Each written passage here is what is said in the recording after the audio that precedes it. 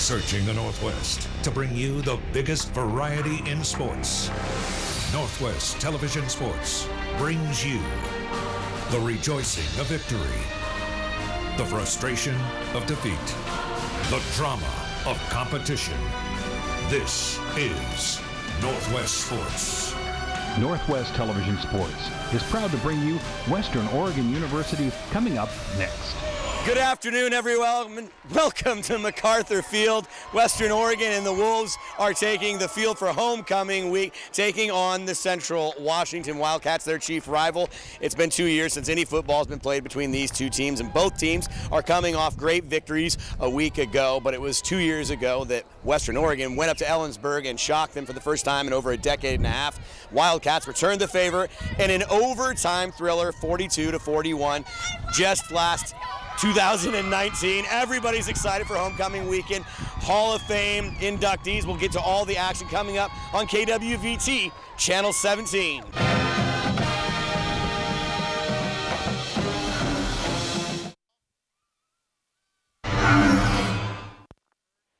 Welcome, football fans. We're waiting for Matt to get back up in the booth from the field.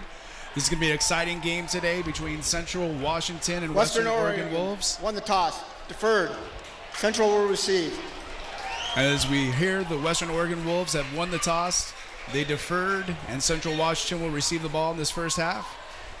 Exciting game today. Two teams coming off a win, trying to get the season together. As we got Matt coming back into the booth right now to take over. Hey, everybody. Welcome to MacArthur Field. You know what? I got to tell you something. Michael, you're going to love this. I'm walking off the field. Man tells me, he goes, I'm Thomas Wright. Thomas Wright Jr. plays football for the Western Oregon Wolves. It's a very good receiver, yes. So we're going to be focusing on him today. What a funny moment coming off the field. Really excited to be back, Michael. Ken Louis Tag, the entire crew. Northwest Sports here on KWVT. What a special game today. Central Washington and Western Oregon. You almost have to say that and nothing else, but please add something. Well, for these teams, it's a great rivalry, and as Western Oregon's been able to catch up with Central Washington, make the games competitive, we're excited today. A little cool today, but a great, clear day, and everybody's excited for a great homecoming battle for Western Oregon. One of the things I heard kind of throughout the entire team, and they were kind of speaking the same language, Michael, how do you get over a win? I didn't understand that. You have to get over a loss, but how do you get over a win? Yeah, it's that thing. You don't want to let down when you put all that energy in a very close game last week, very competitive game. You don't want to hold on to the feeling of that victory. You need to get ready the next day and be ready in 7 days for a big matchup, again, against the Central Washington team. This kind of is like the showcase showdown for the GNAC Conference. These are the two premier teams, obviously, because of the attrition of Azusa Pacific and Humboldt State. Simon Fraser, picks off a win here and there, obviously.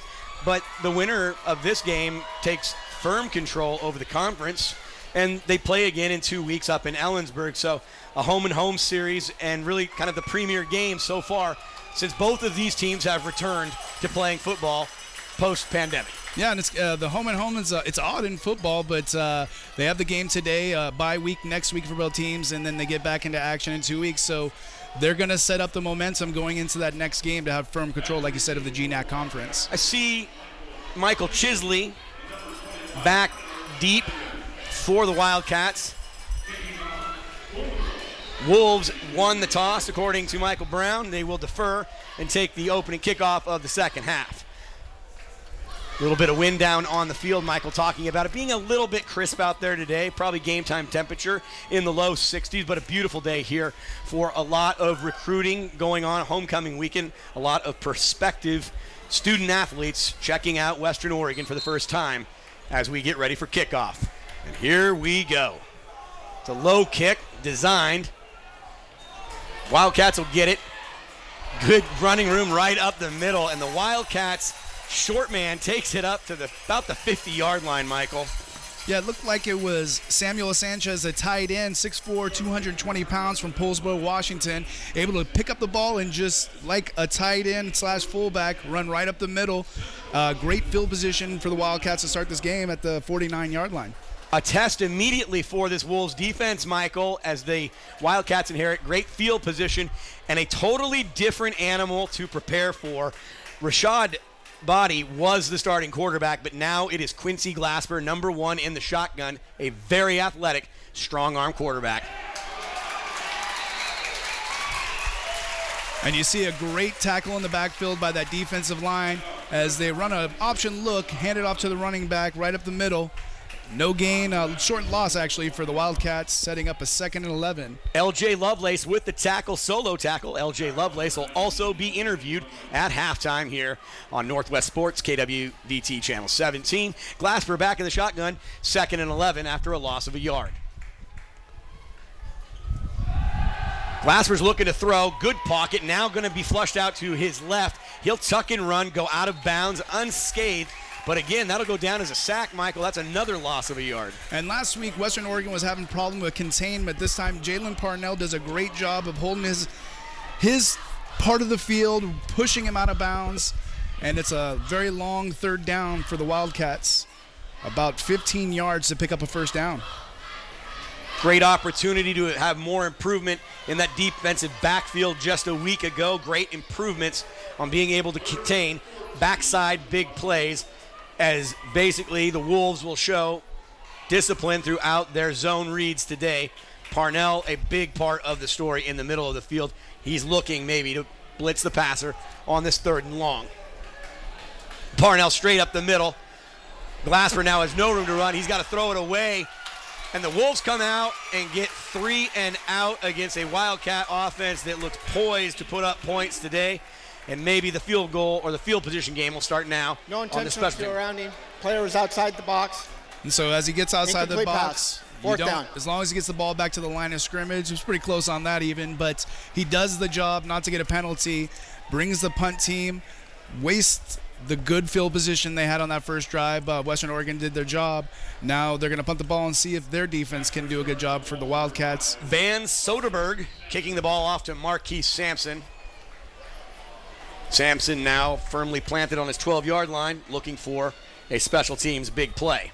No pressure really from the Wolves. Wobbly kick out to the left. Sampson trying to short field it maybe and let it go, and it will be Western Oregon for their first possession of their 2nd home game in 2 weeks, Michael. They'll take it about the 18-yard line, and they will go to work with the reigning GNAC Offensive Player of the Week. Yeah, as Ryan Worthy last week had a great game. It surprised us. It was his birthday, but also surprised us as the numbers just kept going up and up, and he was able to throw over 350 yards, I believe 379 in that game. It was a great job by the receivers, and you'll see if they can continue that today. Worthley will also be accompanied in the backfield by Omari Land. Omari Land averaging over 90 yards per game, but it was his running mate, Andrew Valadares, with the 8-yard score that was the deciding factor in last week's comeback victory. Worthley on 1st down goes out to Thomas Wright Jr. for the reception. As you brought up, you saw his pops down there, and he's ready to play today. They run a quick play action and out to Thomas Wright with their scripted plays at the beginning of this game, trying to get some good plays. They pick up 8 yards on that play, brings up a short 2nd down for the Wolves. That play action with Omari Land is a very real thing because he ran the ball so effectively, and so did Andrew Valadares. Yeah, both Valadares and the Omari train, just keep riding that and play action off of them. Wildcats kind of giving a little bit of room on the outside of the receiver. It goes to Land off the right side, looking for a hole. Wildcats. And Land did this at the beginning of last week, too, and it kind of set the whole attitude. Just kept churning his legs. Churning his legs. You think if there's a kind of thunder and lightning between the two of Valadares and Omari Land, but they're both thunder and both lightning when they get some space. A great job by the offensive line to come up and give some support to help push that 1st down. 1st down and 10 for the Wolves. Second effort from the offensive line, and Land gives a fresh set of downs to the Wolves in this offense. And over the last few weeks, Mike, we've really seen some growth from number 10, Ryan Worthley, really being able to expand the offensive playbook, stepping up in the pocket and making some great plays. Now out to Omari Land. Again, a wrinkle they showed a week ago, and Land will get good yardage on 1st down. Just sends him out to the flat very quickly. He's able to catch the ball and use his speed to set up another short 2nd down for the Wolves. We like the way they're starting out right now.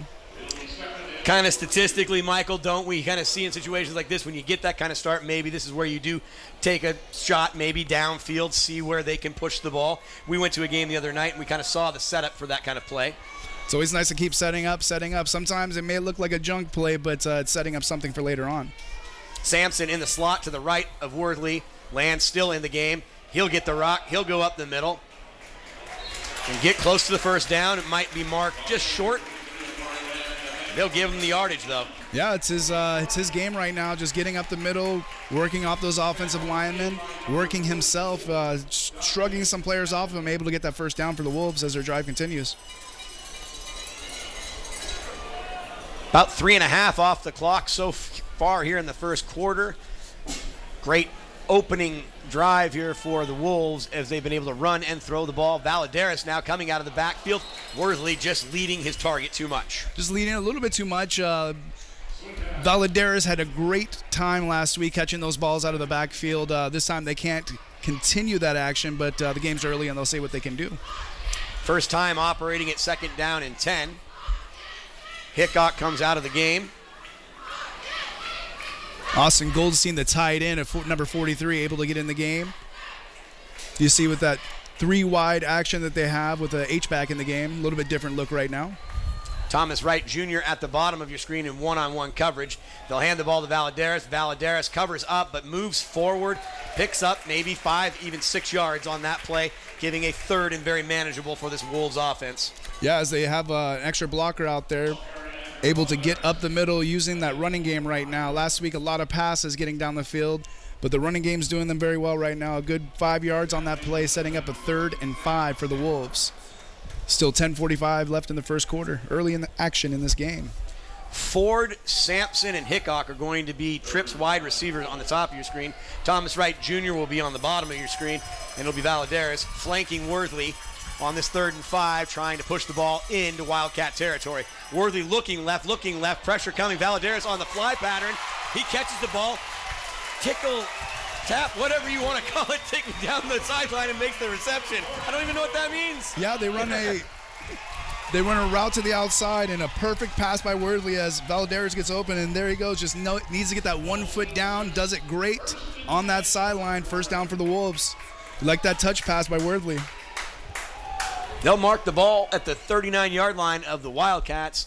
And so far, Western Oregon having their way, showing a set now with somebody in the backfield with Land.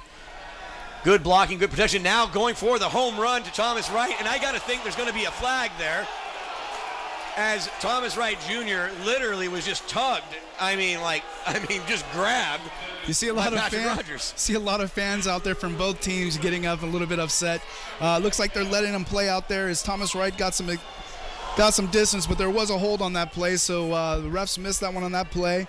And they play on 2nd and 10 for the Wolves as Worthy looks to the sideline for the play.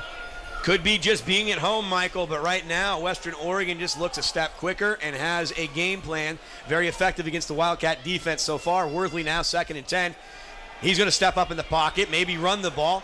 But again, back-footed, throws it to Damon Hickok, and Damon Hickok takes it down to about the 11-yard line. Love what Worthley did there.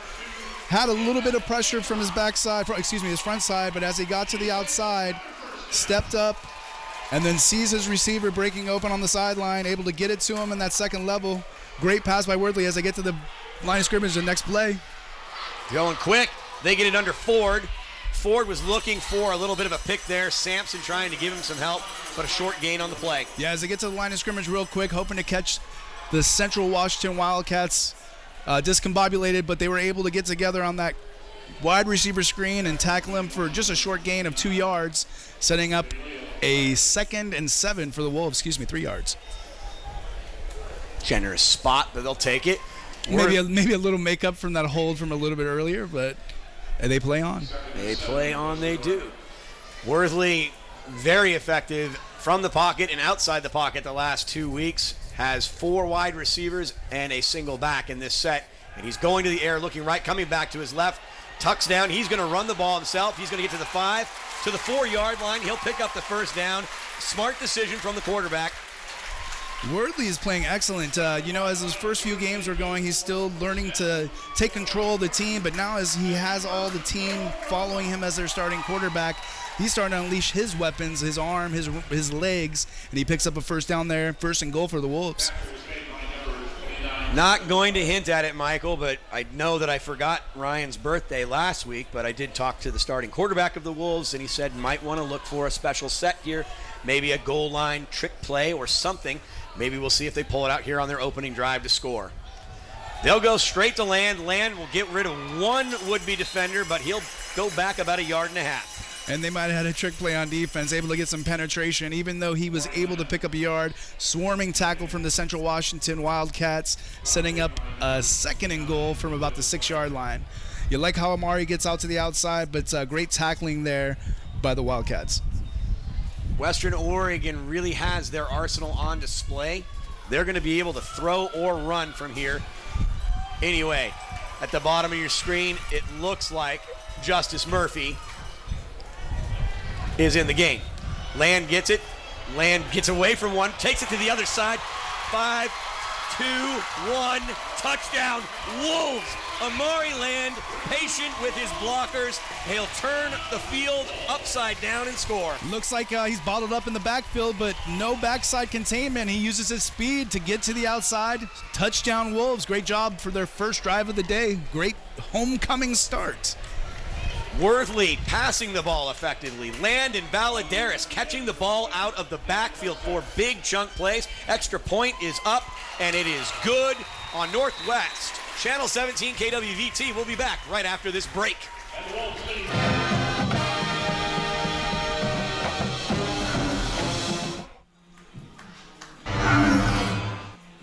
Michael Brown, that was old school football. 13 plays, 82 yards, almost 6 minutes of clock eaten up by this Wolves offense. Almost like a West Coast offense from Bill Walsh in those San Francisco days. But you can't ask for a much better start to a football game offensively. And now we'll see if they do the short kick again, or they get a chance for Chisley or Flanagan back for the Wildcats to catch the ball. Looks like it's going to be a deep kick. Chisley comes underneath it at the 5, almost downs the ball unintentionally. And then right in the middle of the field, I see 85, I see Blake Davis making the tackle.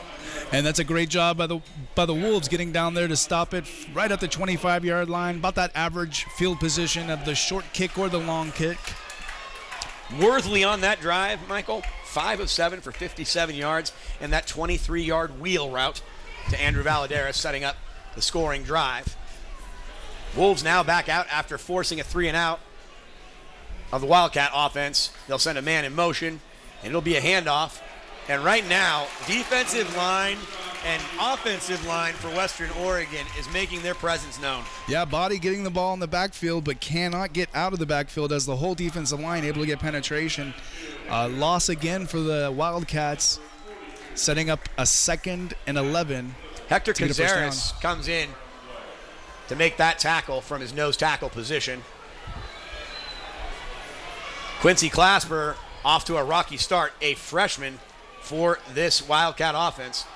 He hands it off again to Body. Body, though, makes one person miss and gets it out to about the 29-yard line. It'll bring up 3rd down, Michael. And this time you can't complain about Jalen Parnell. Even though he has the outside, he does get a very good block on him, able to spring Body for at least a little bit of a gain, and setting up a 3rd and short. They're going to make it 5, Michael. They didn't 3rd give and him 5 they didn't give a for very the good Wildcats. Spot. But a very positive gain for the first time for the Wildcats. Now a test for Western Oregon as it looks like it'll be a throwing down. Curtis Anderson coming up, kind of to play as an extra linebacker. Mennoniti on the far side of the field. Clasper looks to the short side. He'll get his man wide open. And he will get the yards for the first down. We do have a slight obstruction in there, Michael, so he wasn't able to see who made that reception. I believe was number 12, Daniel Johnson, wide receiver out of Bothell, Washington. Great program out of Bothell, Washington. Able to just man-to-man out there, stop at the line to get, and he gets a first down, gang tackled, first down for the Wildcats. Ball placed on around the 37-yard line. First down for the Wildcat offense, trying to get momentum, trailing 7-0. Almost 10 minutes gone in this first quarter that has seen Western Oregon come out very assertive on both sides of the ball. And a first kind of power off-tackle run for that Wildcat offense, and they are able to get out there and get about 7 or 8 yards. Yeah, you see Tyler Flanagan able to get to the outside, a big hole for him to get through, and a big positive gain. They keep running the ball, trying to establish their run game, and their first big positive gain, a first down for the Wildcats. Let's see if the Wolves defense can get together again, start tackling them in the backfield again. Obviously, the threat of Quincy Clasper going ahead to run the ball so far, he's only handed it off. Have to assume at some point number 1 is going to call his own number. He'll send his tight end in motion. The Wolves showing pressure. Parnell came in. And that play kind of didn't get off to a good start at all. It's going to bring up 3rd and short. 3rd and short after Parnell gets in the backfield on that option look, but takes out Flanagan. Quincy able to get to the outside, and it looked like he might pick up some more yards, but a great swarming tackle by the defense. Quick to the line for the Wildcats. They're calling it 3rd and a long one underneath center. Handoff and over the top. It looks like Body will get that first down. Yeah, just almost looked like they were going to run a quarterback sneak, but they use all those blockers, and he leaps over the line, almost Walter Payton style, maybe a little bit shorter, but enough to get a first down. Wildcats got their first possession right about this point and then stalled out on a 3-and-out by great defensive play from the Wolves. But right now, back-to-back first downs on their second possession of this first quarter that is cruising by. Another handoff to Body. Body that makes a one-man miss, and it was almost like last week with West Texas. I mean, their run plays kind of develop slowly, but once they get it and they get running downhill, tough to tackle. Yeah, he's waiting for those linemen to create a hole for him. They do, and he runs right up the middle. Again, like you said, made a man miss. Enough to pick up another first down as the Wildcats continue to go get this drive going. They marched in to Western Oregon territory, Michael, now on the 39-yard line, looking to see if they can tie this game. Curtis Anderson just about missed it. Pass goes out. Very nice reception for the Wildcats. I believe Isaac Crichton on that play, able to get the reception. Curtis Anderson looked like he was going to be able to deflect that ball, but great job as the tight end, able to get up the field for another first down for the Wildcats, as they've got a very good drive going right now. Isaac Crichton it is. Quincy Clasper now settling in. With Flanagan in the backfield with him. JoJo sent in motion, a little play action, going over the top, man wide open, touchdown. Central Washington. Clasper goes deep to number 18, Darius Morrison, for the very long touchdown. Yeah, a lot of action in the backfield, confuses the defense for the Wolves.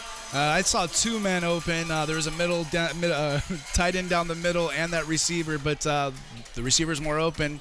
Extra point to come to see if they can tie the game. You could see those middle linebackers kind of bite on that play action from Glasper, and Glasper just boffs it in there beautifully. Patrick Haggerty in for the extra point attempt. Left footer. Kick is up. And it is good. We're tied at 7. We'll be back for more first quarter action here on KWVT, Channel 17.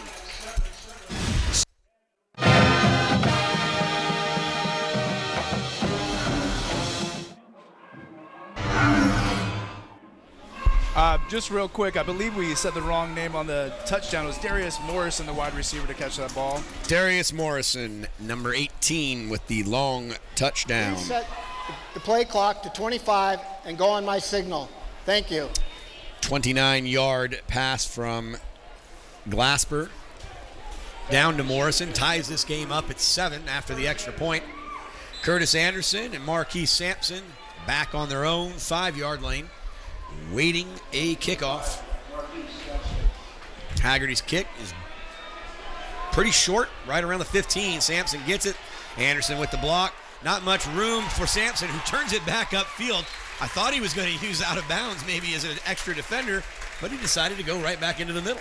He went right back into the middle where Tanner Volk, a safety, was able to get a hold of him, but he got past quite a few guys there, as he always is very quick getting down the field, setting up the Wolves with some decent field position. Big player in last week's game was Justice Murphy. He'll be on the top of your screen. He caught one of the great balls you will ever see from Quadruple coverage. That was a fantastic play. Thomas Wright Jr. on the bottom of your screen. Amari Land, the starting running back, will be in there. They'll fake the land, and Worthley looking to go over the top. Has Sampson, who gets behind everybody. He'll be around the 25-yard line. 18 plus 25 is about a 43-yard pickup. Yeah, Worthley in the pocket, sees him getting, I want to pass to Sampson. He gets the ball down there. A great play for the Wolves to set up a 1st and 10 at about the 30-yard line in Wildcats territory. You like how they've come out today. They're moving the ball down the field. Marquis Sampson absolutely loves this game. When I spoke to him at the end of last week's thrilling victory, he just said, yeah, it's Central this week. He scored a touchdown from Ty Curry 2 years ago, so he knows what it's like to play in this game. Land will take the handoff, and he will be swarmed by Wildcat defenders. Yeah, 3 defenders in the backfield that time. Great job by the defensive tackle. Madalino Masuno able to get in the backfield and get a tackle, and some gang tackling with him. Brian in the athletic department, I'm definitely going to ask for a pronunciation guide next week. That's bad on us. Land and Worthley now. Anyway, big number 90 in the backfield to get a tackle there for a you loss. Go. They lose 2 yards on there. Land and Worthley looking to the sideline to Trey Shima Bakuro for the play. Worthley now going back out to his right side. He gets it to Sampson, but Sampson is not able to hold on, and it is broken up. Great defensive play. Yeah, it looks like Brett Akimis able to get to the outside on that quick pass to the outside to knock the ball away. If he would have broke just a little bit earlier, had some pick 6 action, but enough to just get the ball down and keep a 3rd and long for the Wolves. Murphy and Sampson will be on the bottom of the screen. Thomas Wright up top. Valadares on the right side of Worthley on this 3rd and 12 from the 32-yard line. Valadares goes out of the backfield and gets almost 8-9 yards, but good open field tackling by the Wildcat defense. Number 44, Dante Hamilton. And you like Worthley to Valadares, who worked a lot in their win last week. They're working the same thing, trying to set up a better chance at a 4th down, I believe, picking up 7 yards there to set up a 4th and 4 for the Wolves as they're going to go for it here. There wasn't even any look at bringing out the field goal unit. They're going straight to it. 14 seconds on the play clock. Now around 40 seconds remaining in this exciting first quarter. Worthley looking right, coming back, steps up in the pocket. Mike not going to get it, is he? He's going to come up maybe about a yard short, and the Wolves will turn it over on downs. Yeah, about a yard short. It's looking like the same action as the last play. The running back was covered coming out of the backfield. The receiver crossing the middle wasn't there. He decided to run at that point, but just not enough speed to get that extra yard he needed to pick up a 1st down, so it's 1st down, Wildcats. Working on the momentum of tying this game on their previous drive. It was a quick one. As I lost my notes there. But it was a nice 9-play, 76-yard drive that capped off this 7-7 score that we have now.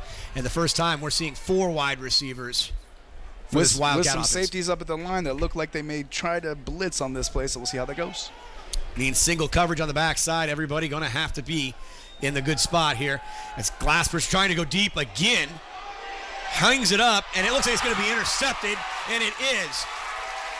Great tip drill there, Michael. And Billy Nelson, the safety, able to catch that ball off the tip drill.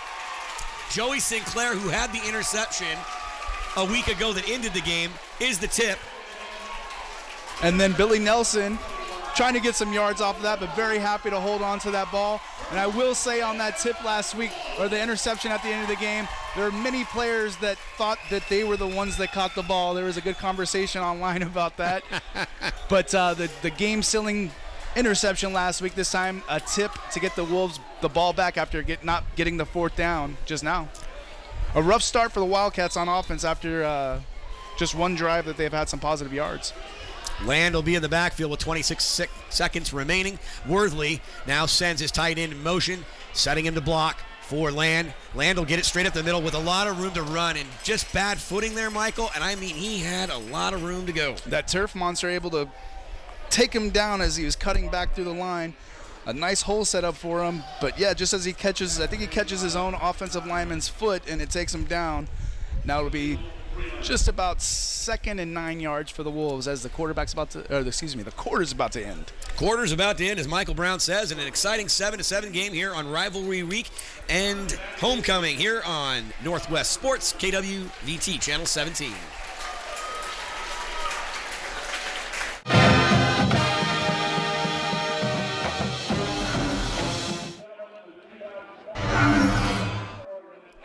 Welcome back to MacArthur Field on Northwest Television Sports. We're so happy to bring it to you today in an exciting GNAC conference game between rivals, Wildcats and Wolves.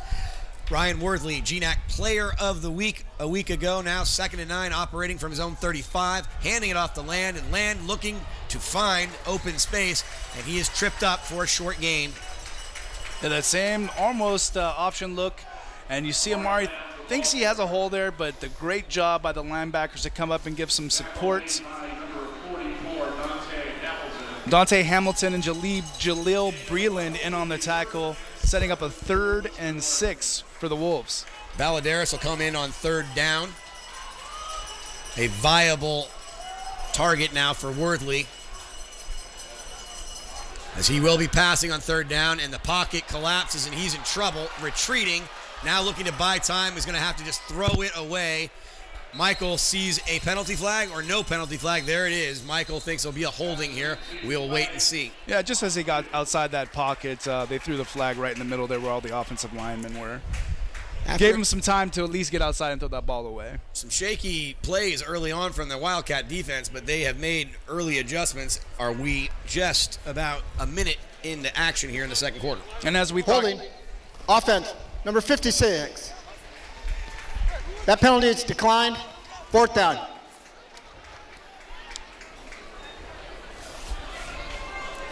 Number 56, he may have had the wrong number as that's a linebacker. Excuse me. It's Fernando Salazar on the hold, but a good hold by that because it allowed him to go outside and throw the ball away. As we said coming into this game, we thought it would be a close game or a back and forth game, at least some close action because both of these teams are trying to still find their footing this season, even though both of them had some success in the last couple of weeks. Andrew Gross back to kick. Good kick. Fielded by the Wildcats, but the Wolves special teams wrap up, and it's no gain after the punt is received. Yeah, they looked like they had some pressure on the punter, but great blocking back there, and then the men downfield able to tackle him right as he caught the ball. Mitsutani was back for the punt. This Wildcat offense back on the field and starting to get some rhythm behind their freshman quarterback, Quincy Glasper.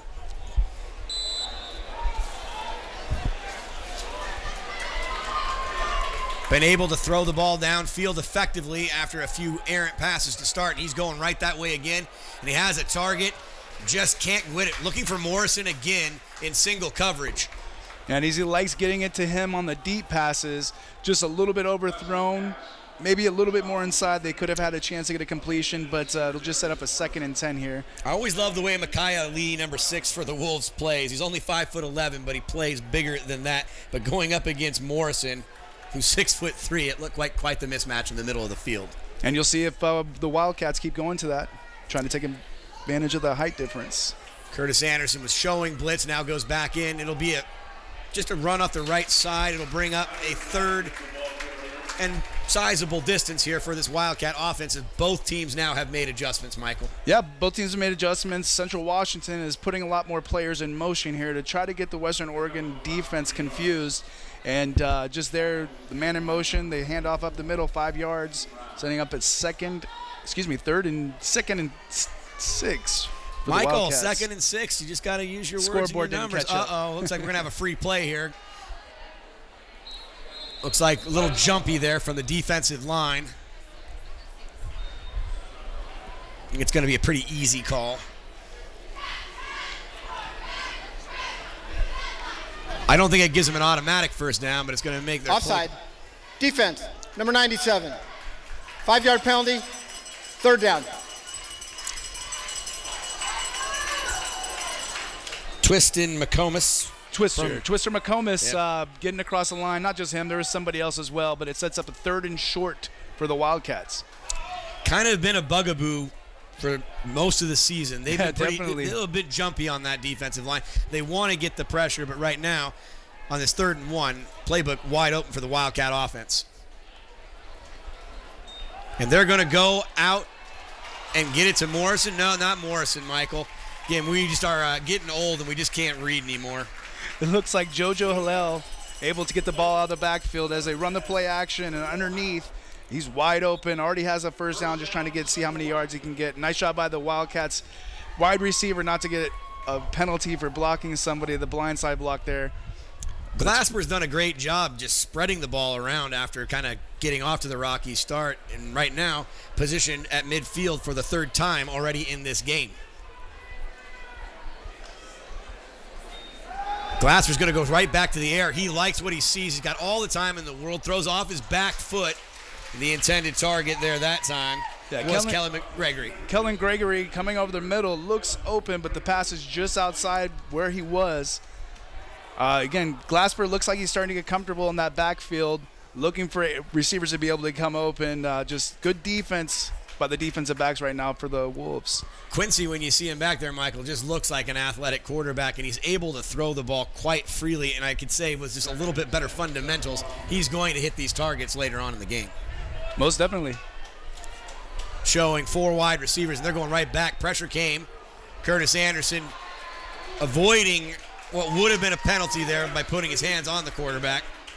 Yeah, they do some play action look and then a quick screen to the outside. There was a blitz coming up the middle, but not able to pick up that many yards on that play. Good gang tackling again by the Wolves defense. 3rd and 8. An opportunity to get the Wolves defense off of the field, kind of see the sense that they might be getting a little bit winded here, as the Wildcat offense has found some seams in that secondary this afternoon. Big momentum play for both teams right now on this play.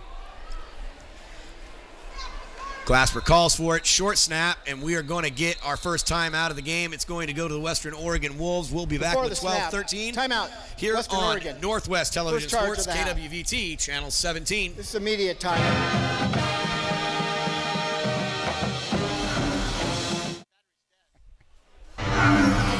Big 3rd and 8 coming up. Momentum play, like Michael Brown said right before we went into that timeout. Quincy Glasper, freshman quarterback now, operating a very, very potent offense this afternoon. Good pocket. Pressure comes up the middle. He throws it to the outside, and his man was wide open. And you said Micaiah Lee was out there earlier, a player with the same about size. Tony Archie gets the reception. Yeah, plenty of time for Glasper to be able to get a play to the outside, about 14 yards down the field. Micaiah Lee right there, but too late to stop the 1st down. 1st down and 10 for the Wildcats. You can see Glasper's arm strength on that play, Mike. He goes out to the left and turns back to his right, and he just flung it out there like it was nothing. Great job by Glasper on that play. You can say that they might throw the ball all afternoon. He might be putting up some big numbers. Now Anderson trying to go in on the blitz. And ball gets batted down. Are they going to call that a fumble? Did he not have his hand going forward? That could have been a costly play. And they're going to mark this ball near midfield. It's going to be a big loss, Mike. Very big loss, about 15 yards there. I did not see. I was looking at the action down the field there if a wide receiver was open. But it does look like he dropped the ball. Setting up a bizarre Ruling second. on the field was fumbled, recovered by the offense. Setting up a second and about. He lost about 12 yards on that play, Michael. I mean, we were up in Seattle the other night and we saw, the quarterback's hand come through, and obviously we think good thoughts for Russell Wilson and his hand healing, but Glasper was able to fall back on that ball and retain possession for the Wildcat offense.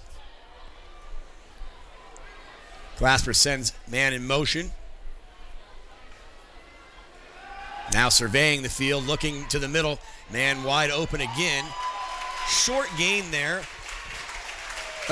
With the down and distance, you have the defensive backs dropping a little bit more. There was some defensive line action.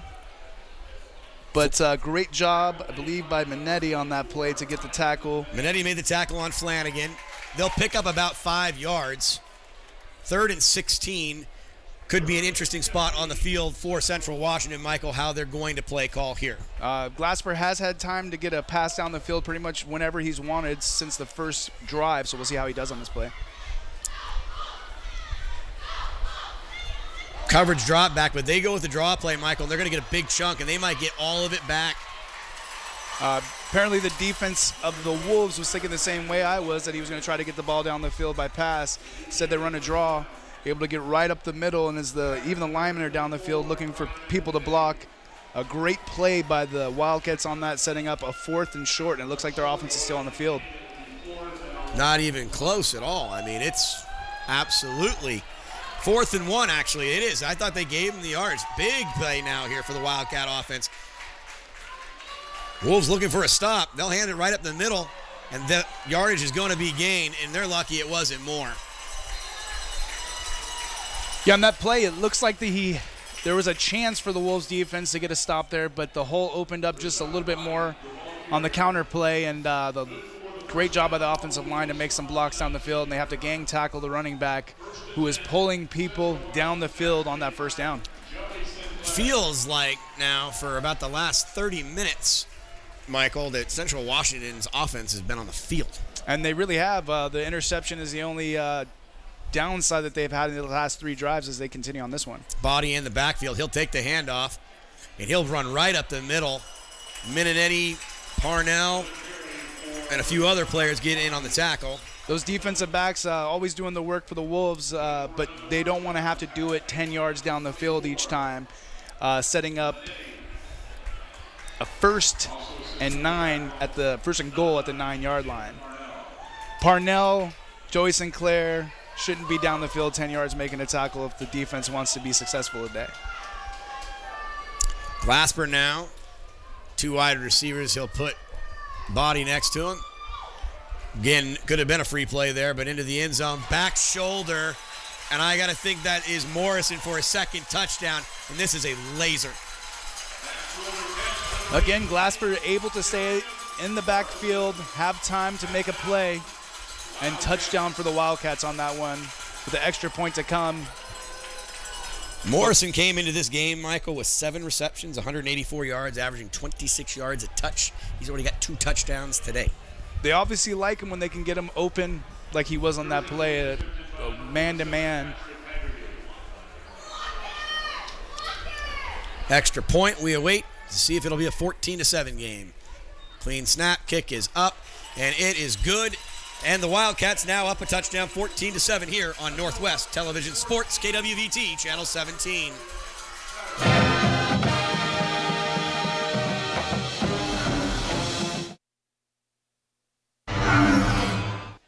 Well, Western Oregon got off to a great start on their opening drive and now have given up back-to-back touchdowns to Morrison, who had 3 coming into the game, and Quincy Glasper is becoming very comfortable as the starting quarterback as a freshman for this Wildcat offense. Kick is away. Anderson will take it. Sampson will lead him out. Anderson looking for a big play, looking down the left side, comes back to the middle, but not much there. And something that has been sorely lacking for this Wolves team so far this year, Michael, is something explosive in the special teams game. Yeah, nothing explosive yet, but this is the first time you've actually seen a kick all the way to close to the end zone right here. But Curtis Anderson not able to get up the field. A great job of the Wildcats special teams, running their lanes and keeping them right to the sideline, setting up 1st and 10 from the 19-yard line for the Wolves. And you want the Wolves to see if they can get the ball running right now. They've been doing the passes to the flat, kind of quasi-run game, keeping the running backs involved. But you want to see them get a good sustained drive like they had that first drive. Glasper just led a 12-play, 73-yard touchdown scoring drive. As Land gets it off the right side, he'll pick up 2 or 3 on the play. 2 or 3 on the play is Jaleel Breland, the safety, up at the line of scrimmage. They're expecting a run there. He's looking to see if he can get to the outside, push back to the inside. Short gain for Amari of 2.5 yards, 3 yards there, setting up a 2nd and 7 for the Wolves. Dante Davis seeing some action now with a little bit of different set with Land in the backfield. Sampson and Ford on the bottom of our screen. Worthley will give it to Land. Land looking for a hole on the left side. Scoots a little bit out there, but he'll be pushed back. And right now, Central Washington playing with far more confidence than they started this game. Yeah, you can see it in the defense. The linebacker's shouting right now. He's excited, looking for a hole, not really finding anything, trying to get out there, but a gang tackle by the Wildcats defense, setting up a third down. Positive gain there. It does set up a third and short of 5 yards, but the Wolves want to get a sustained drive here going, so they really need this.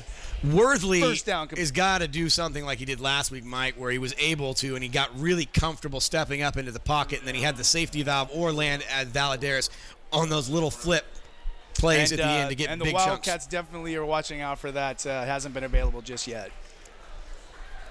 Worthley now looking to his right, comes to the middle, and he's tripped up, and he had a little bit of room to run, but it just didn't go his way, and they're going to have to bring out Andrew Gross to punt the ball. It's going to be a 3 and out, and they are looking right now, obviously, to get something to going here, and it's just kind of stalled out offensively. Yeah, cliche time, but game of inches. You have a chance for Worthley to get to the outside, and a defensive lineman that's already on the ground able to reach out, just get a shoestring, and take him down.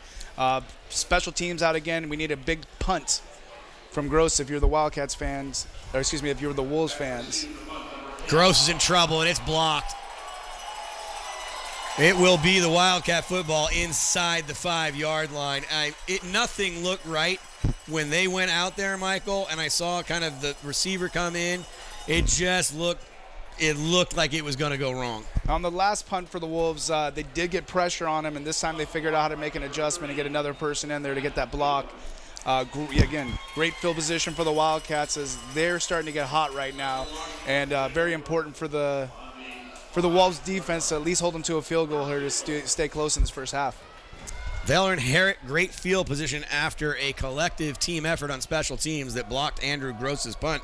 Gross had not had much problem getting the ball away this season until that play, and it could be costly here.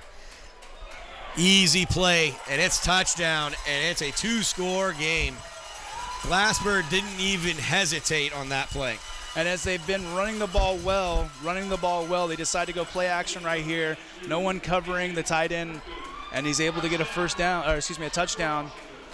Extra point to come for the Wildcats. Is it Crichton or Sanchez? Was it 82, Mike? Again, I believe it was Crichton.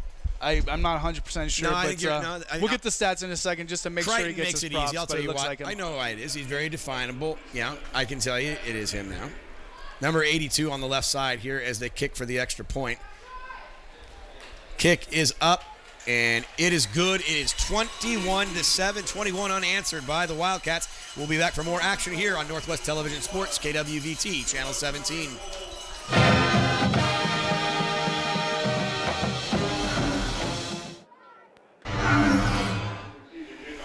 Quincy Glasper has really taken over this game. A 4-yard touchdown to Crichton there. And Michael, he's got 4 guys now that he's thrown the ball to. And he's just been 9 of 13, 91 yards, and 3 touchdowns. Efficient outside of that one deep pass that he threw as an interception. We'll see if the Wolves can come out and, again, get a sustained drive going. Soderberg kicks it. Sampson will get it right at his 1. Again, looking to get a hole. Gets to the 20, cuts it back into the middle, and he will be form tackled quite easily by the Wildcats. Number 23, Landon Neff. And you see him looking for a hole. He's able to get past one defender, but then he comes and sees 4 guys there, gets down, stays healthy. 1st and 10 for the Wolves as they need to get something going here as the Central Washington Wildcats have taken control of this game right now. Wolves come out, will be on the 25-yard line. Probably need to do almost exactly what they did to start this game on their first possession. Have a sustained drive as they will inherit the opening kickoff after winning the opening coin flip. Valadares will get it. No, Worthley now looking over the top. He's got Thomas Wright Jr. open. Mike, there's a late flag here. And I'm interested because I'm going to tell you I think Thomas Wright got held again. As you see the play action pass, he's going deep. Overthrown from Thomas Wright, but you see the hold again, so we'll see what the ref has to say on this. Should be a holding against the Wildcats, nullifying the interception. I like what they did there. saying we're going right downfield and taking advantage of our big target, and that's the second time in this first half we've seen Thomas Wright Jr. get space but be held. Prior to the pass, holding, defense, number 0. That penalty is 10 yards from the previous spot, automatic first down. We could all hope to be 50-50 in life. And again, maybe a bad play by the cornerback on that one. It does look like the ball would have still been overthrown. It would have been a battle between Thomas Wright and the safety there to get the pass, but just a 5-yard penalty for the Wildcats, but a first down and 10 from the 35 for the Wolves.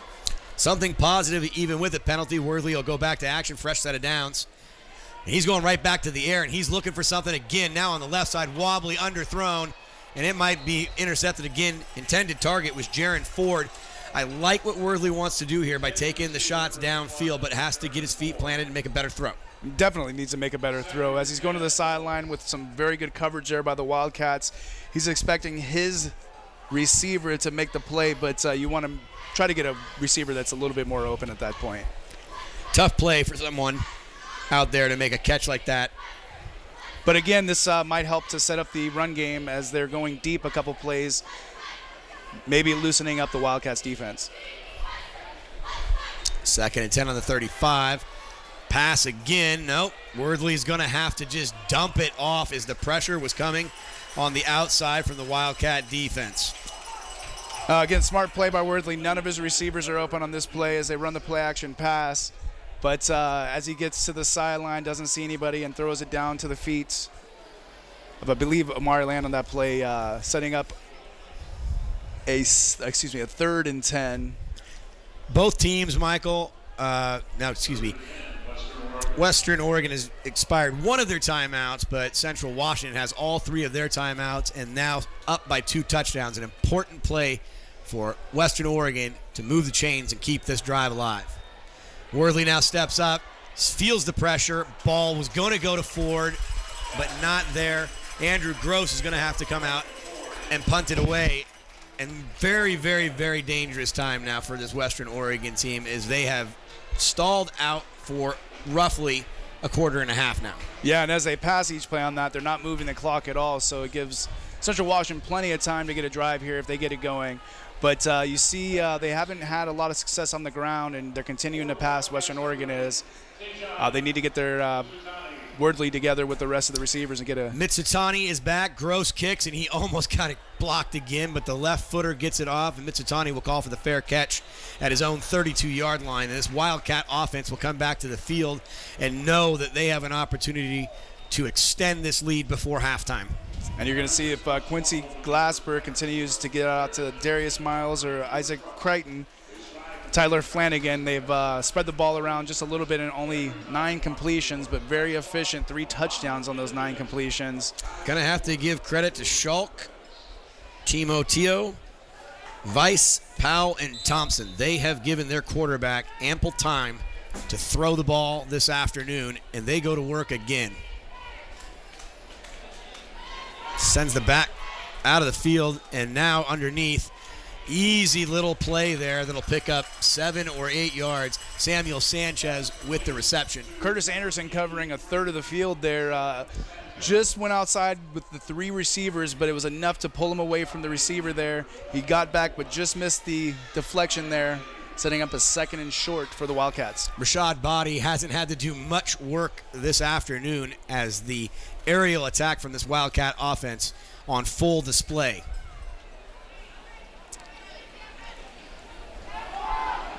Body will get it, and the defensive line swarms around him. Yeah, great job by the defensive line on that play for the Wolves. As they gang tackle him right at the line of scrimmage, you'll see it's still just not quite enough for a first down on that play, so it'll be 3rd and 1 for the Wildcats. Good job. Very big play. The Wolves have been waiting for that this whole day right now, is where the defensive line can get some pressure, allowing the defensive backs to actually cover their receivers. But everything in the book right now they can pull out to try to get this first down. They ran it up the middle a couple of times in this situation. We'll see what they do. Interesting set here, Michael. Flanagan will come closer to the quarterback, but they are going to pass. He's looking left, and there is finally pressure. He's looking to get to the sideline. And I don't know, Michael, he's going to be very close. If he got it by a foot. As he's running out of bounds, they say he does get to that marker. Has some pressure from the outside. The defensive end trying to get a sack, but unfortunately loses contain, and the defensive. Maybe the best you could have hoped there for, Michael. Nothing against it. I mean, right now, if Quincy's throwing the ball, you're concerned. So maybe that was a blessing in disguise as the Wolves are looking to do anything they can to stop this freight train that has scored on 3 straight possessions. Flanagan gets it, and finally we see Jalen Parnell make a solo tackle. Jalen Parnell, the leading tackler for the Wolves, able to hold the edge. Flanagan not able to get out to the outside. Great tackle behind the line of scrimmage, or right at the line of scrimmage for Parnell, setting up a 2nd and 10 for the Wildcats. As they themselves are working the clock right now, just in case they don't score, they're going to give the ball back to the Wolves with just very little time to start a drive. Kenny Brown getting some unexpected playing time, wearing number 44 today, trying to help that linebacking core that's been quite busy in the middle of the field. Glasper gets it underneath again, but finally maybe a little bit of scheme is starting to work for what Western wants to do. Maybe they can keep it in the middle and in front of them versus going behind them. Yes, and Wildcats are trying to set up a shorter 3rd down, but Curtis Anderson there able to make the tackle. Very solid tackle. 3rd and 5, another big momentum play that for this last quarter and a half the Wildcats have been winning, so the Wolves have to step up on this play to stay in this game. Ball on the 49-yard line.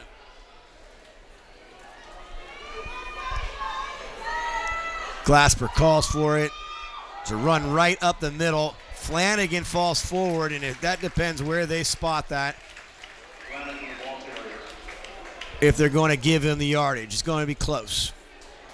No, man. Nope, they're going to back him up a solid yard. Does look short, but the offense stays out there. They're back to the line of scrimmage. Big 4th down right here, midfield. Timeout going to be called by Western Oregon. We'll step away for a short break here on Northwest Television Sports, KWVT Channel 17. Full timeout.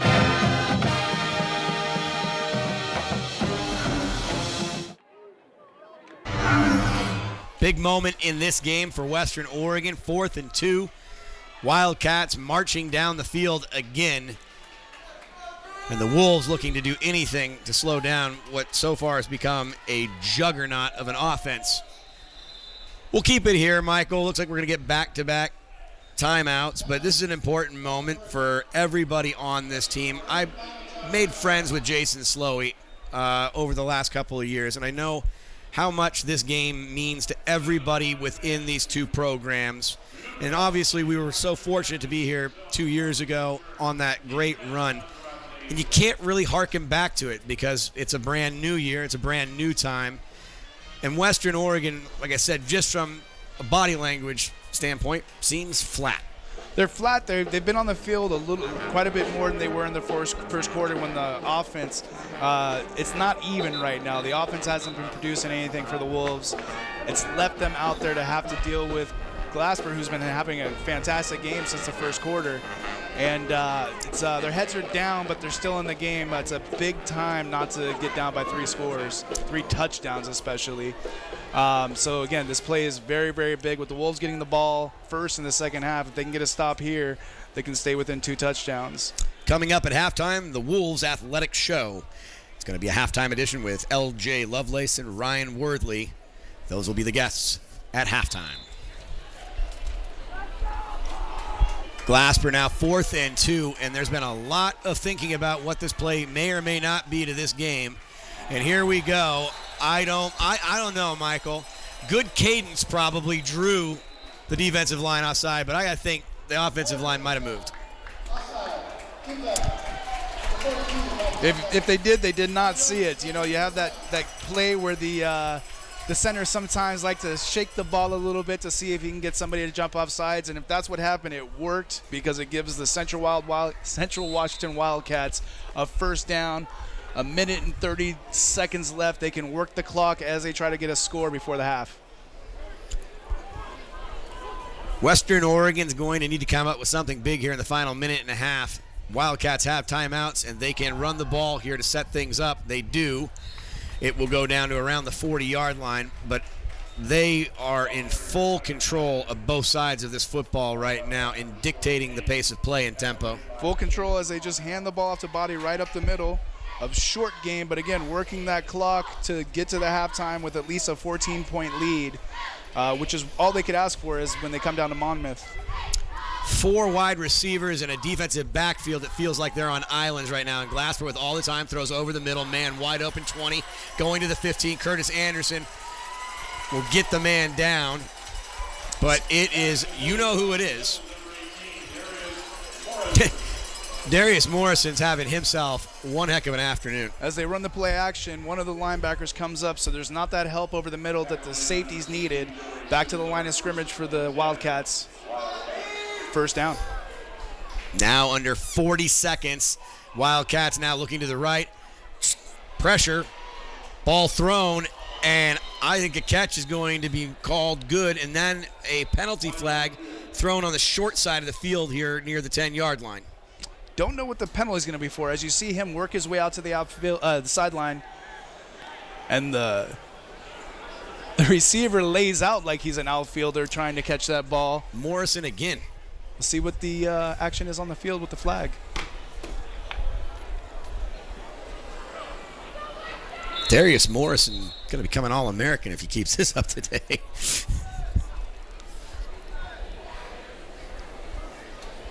Waiting to hear from the referee what the call is here, as the offense is flag has coming been out picked of up. the penalty. Okay. Indication is against the Wildcats. Ineligible downfield offense, number 82, was covered up on the line of scrimmage. 5-yard penalty, first down. Michael, describe what that means, covered up. As the tight end is on the end of the line, the wide receiver has to be up on the line if the tight end is back, which it seemed like he was on that play. And so he's not an eligible receiver. He's not supposed to go down the field. He's supposed to be a blocker. It allows the defense to know he's a blocker. But if he goes downfield to try to catch a ball, it's not fair, essentially. He's breaking the rules. He gets a 5-yard penalty. If I could say but anything, most importantly, there's no catch on the sideline. Exactly. Special attention for Kyle Lee and this entire Wolves offense now as Morrison is at the top of your screen. And you mentioned earlier it's his height, and they've been going against him just on that matchup. Makai's played great all season, but they're picking on him today as they're going to take a timeout, the Wildcats. Mike, Central Washington, first charge of the half. some things that we can talk about that are important today, Michael. It is a special day, not just because of homecoming, but what has happened within the history of this program. 3 players inducted into the Hall of Fame.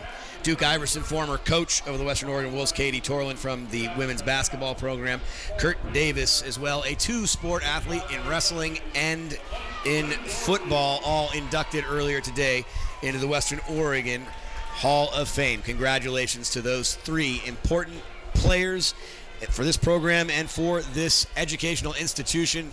Having a great showcase again of weather and turnout on homecoming weekend, but the score not quite in the favor of the home team. Still early, though. First half, adjustments will be made at the second half. But again, at this point, it's very important for both teams to either score or get a stop. With just 34 seconds left, a lot of action we're going to have here in the last half a minute of the first half. Quincy Glasper operating at full octane out of the shotgun. Flanagan to his right, trips wide receivers.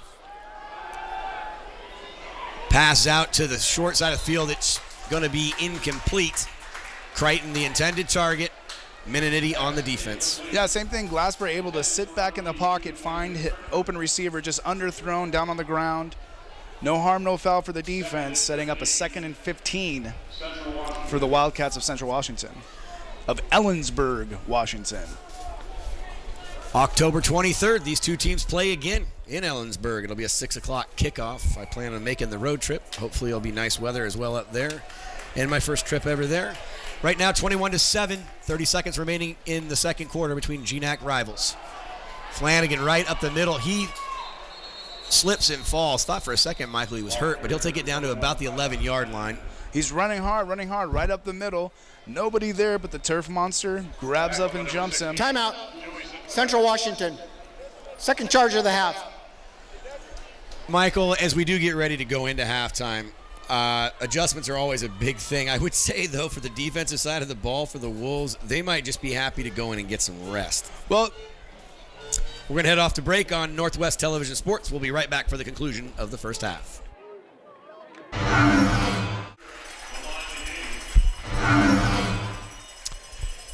Coming out of that timeout, it was Quincy Glasper on the QB keeper trying to go out on the bootleg to see if he could score. Time is going down now, 7 seconds. It's going to be a big point here in the game. Glasper with a good pocket, goes underneath, throws it, blocked it, and it's picked off by the Wolves. Picked off by the Wolves, no flags. That puts triple zeros on the clock, Michael. What a way to end the first half on a Joey Sinclair interception, his second of the afternoon. We'll be back with halftime here on KWVT, Channel 17, Northwest Television Sports.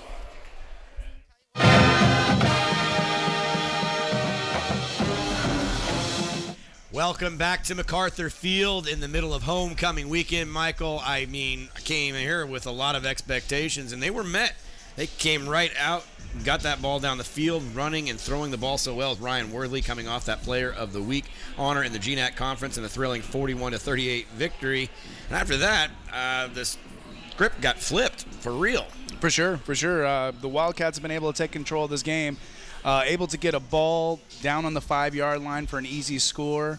And, what kind of adjustments are the Wolves going to make in this half to come back and be competitive in this game? It's one of those things where I could say, like, the very littlest things, you can do, and, like, blocking, and make sure Andrew Gross doesn't, get that punt blocked, and then you give him the easy 4-yard touchdown to Crichton.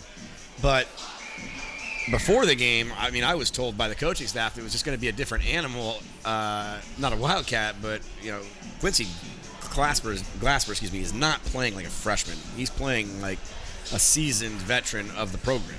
And they're not going to him too often. He's only passed the ball, I believe, 15 or 16 times this first half.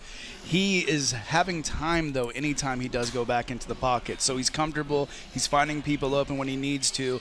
And, again, they've started out with very good field position because of mistakes the Wolves have made.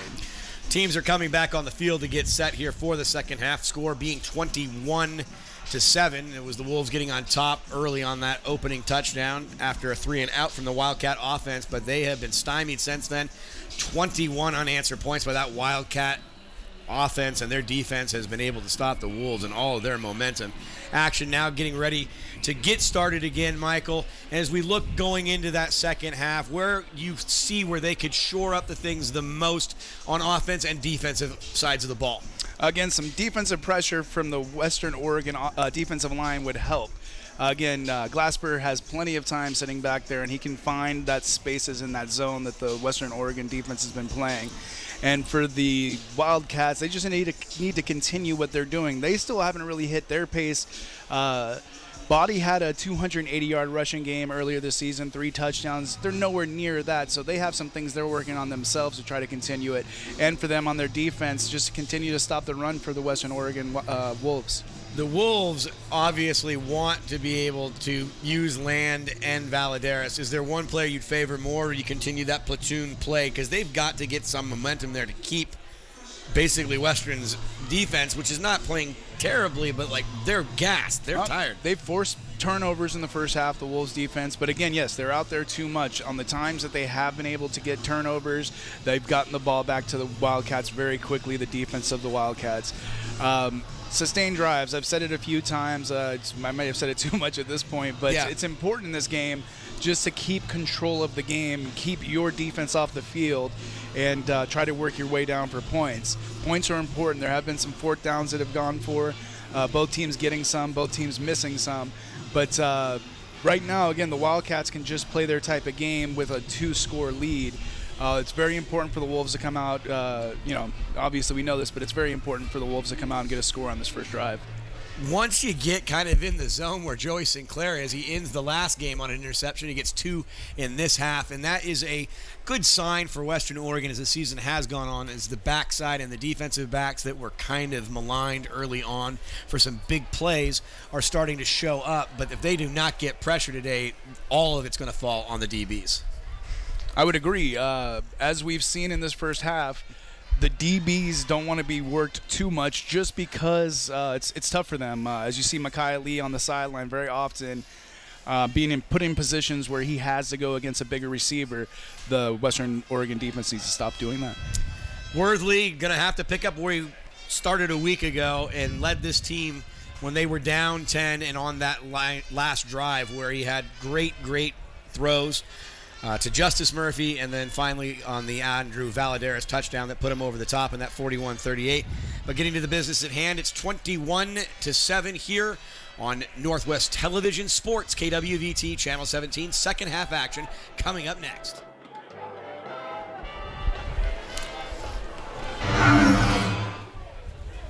Welcome to the start of the second half between the Central Washington Wildcats of Ellensburg, Washington, and the Western Oregon Wolves here out of Monmouth, Oregon.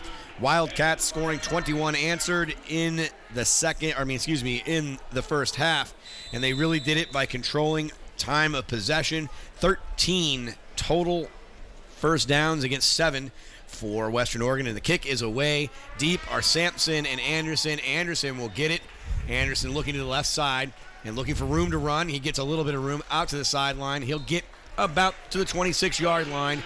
And Ryan Worthley and this Wolves offense will have to come out and behind their running back duo, see if they can turn the tables in what's felt like a very downhill game for about 2 quarters.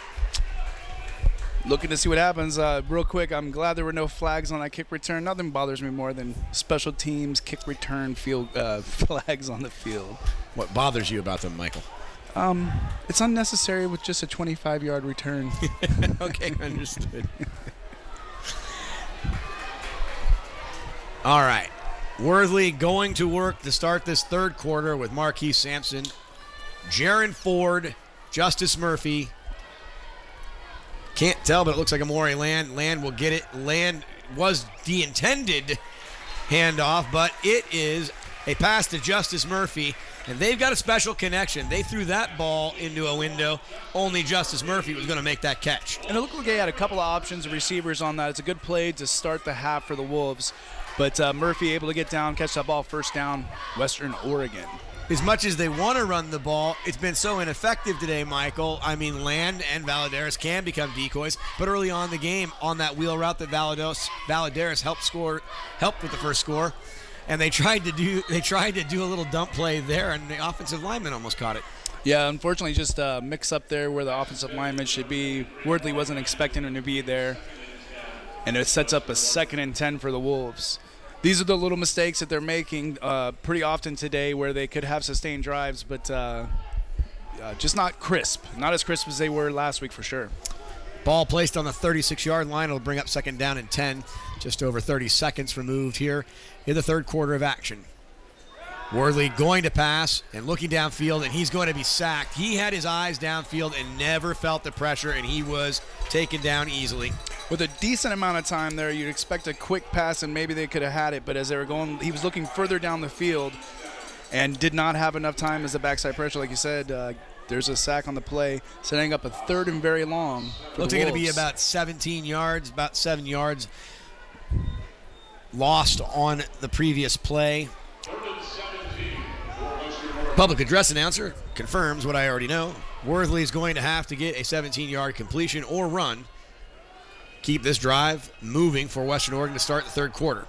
Worthley steps up again. Now he flips it to Valadares, something we saw a week ago, getting back to the original line of scrimmage, but Ryan Worthley very lucky not to be sacked on back-to-back plays. As they're running a stunt up front for the Wildcats, some pressure right away for Worthley, but again, that fun flip play they've been running. Valadares unfortunately loses his footing, getting most of the yards back that they lost on the sack. Worthley is getting tagged right now. They're definitely going to have to fix up something on that offensive line to be able to make sure he can make it to the rest of the game. But you see the special teams out here. Andrew Gross gets off a good hanging kick. Nobody touches it. It's going to take a favorable Western Oregon bounce, and they will mark it at the 21-yard line, and immediately this Western Oregon defense comes back out onto the field, and they have been challenged up front, on the outside, and in the middle, and in every way you possibly can. Playmakers all over the place, unfortunately. Touching by the kicking team. Ball's spotted. First down. So I kind of thought I might have saw that too. The two players that were down to make the play, I thought it might have hit someone's leg, but that was confirmed, and they'll move the ball up to the 29-yard line. Try to do that quick putt to see if they can get the ball roll down the field a little bit more and get some free yards, but they got caught on that one. It's called the foot wedge, Matt. When you're playing golf, just you kick it out where you would like it. Glasper, after a very effective first half, is going to be shown pressure and underthrown, and Curtis Anderson definitely here we go. I gotta tell you, I really love Curtis Anderson, the way that he plays, but sometimes his emotions get the best of him. And it's unfortunate because both players were jarring back and forth, but we'll see what the call here is on the field, if it's both of them or just one player gets... Maybe you say, you did bad and you did bad. I think that's what they were saying. Or don't do that. I played better than you on that play. But with harsher words, possibly. I said something to the effect of that to Curtis before the game. I said, if you're going to say something, make it count. Well, he plays emotionally. You know, on that play, he is... After the play, unsportsmanlike conduct. Defense, number 3. That penalty is 15 yards, automatic first down. And you're hoping to see it offset, but unfortunately, whatever he said is enough to have the referee pull that flag. He had contained the way he was supposed to on that play, and right away he saw he wasn't blocked, ran right to the quarterback using his speed, breaking up the play, but just not enough. And then when he gets up, gets a penalty, and it'll be first down for the Wildcats. It's unfortunate because the defense did their job. It's an underthrown ball by Glasper, and it was going to set up 2nd and 10. Body gets it off the left side. He cuts back to the middle, 50, 45. Late flag coming in as the Wildcats marching into Wolves territory again, thrown in the direction, usually, Michael, of a hold. As you see, Body getting the ball up the middle, but it looks like there was a clip there as a player from Western Oregon got knocked down from behind. Illegal block, below the waist, defense. Number 65. Correction. Offense. Number 65. 15-yard penalty, first down. Kent Powell on the penalty. Again, just doing his job, trying to block, but saw the back of the Western Oregon defender. Should know better, but he took him down still, which is unfortunate because Body had already broke through the hole and was already down the field, losing a big play for them. Mistakes by both teams as this second half is beginning. Tyler Flanagan, again, another effective offensive weapon on the left side of the starting freshman quarterback. He'll throw it out. And again, the targets are one and plenty. They've got everything that they need right now. JoJo Hillel gets the reception. Yes, and you see a great block there by Samuel Sanchez, though tied in, able to spring him open, at least to get 10 yards back on that play, setting up a 2nd and 10. Second and 10. Big target for Glasper in the first half on the bottom of your screen. Darius Morrison had a huge first half. And finally, Western Oregon might get the call they've been waiting for, where it looks like they might have been baited to come across the line. False start. Offense, number 65. 5-yard penalty, 2nd down. Well, the hits keep on coming for 65.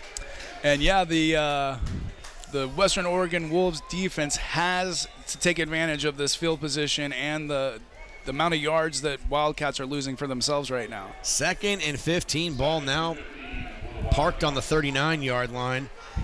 And the Wildcats did everything right in the first half, have come out a little bit erratic.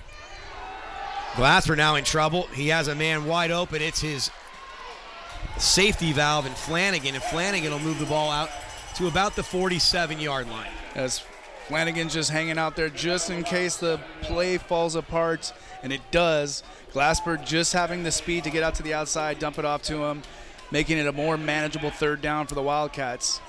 Big play early in this third quarter. 3rd down and 8. after a quick 3 and out, or excuse me, just a quick series for Western Oregon to open up the second half. It's going to be an empty backfield for the Wildcat offense. Ahead by 2 scores, 21-7 early in the third quarter. Glasper looking to the middle. Good pressure finally coming from this Wolves defense, and they're going to have contained. Flag coming in late, Mike, right around the 46. And you wonder if it's a hold on the defense where the flag is at, but the play was already broken out of the backfield, so we'll see what the refs have to say about it when they get together. But yeah, pressure right up the middle to force Glasper to have to get to the outside. Defense not moving back yet, so indications it might go against the Wildcats. Holding. Defense, number 6. 10-yard penalty. Results in a first down. Michael, you called it. And Micaiah Lee, again, is just in a tough matchup. He's playing as hard as he possibly can, but it's a lot to ask. It's a lot to ask just being undersized, but again, he's played well all season against any type of receiver.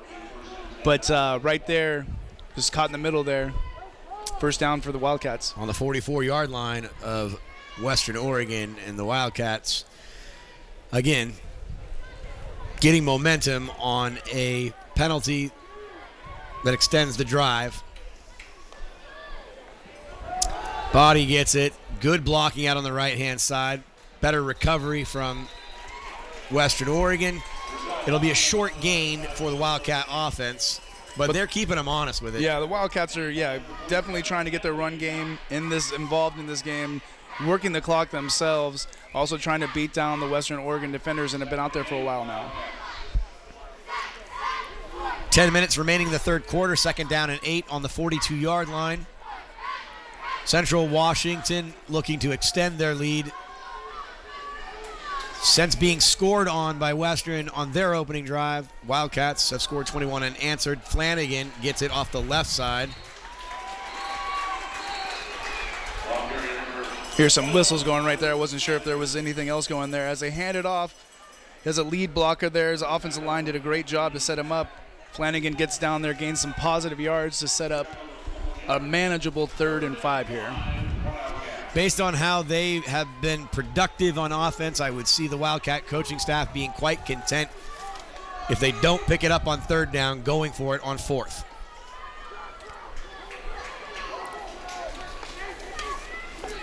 They'll go straight up the middle with it, and it's going to fall short, Michael, and I just assume that they're going to get to the line of scrimmage quickly. It's the way they've been playing all day today, running up the gut to set up something else where they're going to have motions and other things happening on this play. But the point is they're just ramming it down. Crichton comes back into the game, been a very effective target for Glasper this afternoon. And obviously we've seen what Darius Morrison can do. It will be Flanagan behind the quarterback, the freshman quarterback. Crichton now in motion. Out to the right, cutting it up is Flanagan. Flanagan's gone. 35 yards untouched. And the Wildcats are starting to walk away with this game. Yeah, as they just have him going down the sideline until he sees that hole and he's out. Flanagan from Washington able to get right up the middle, score a touchdown, and help the Wildcats at this point take control of this game. Woodlawn High School, I believe. Woodland, thank you. The people of Woodland. I went to a Woodland Middle School back in New York, back in the day. Well, you guys have that in common.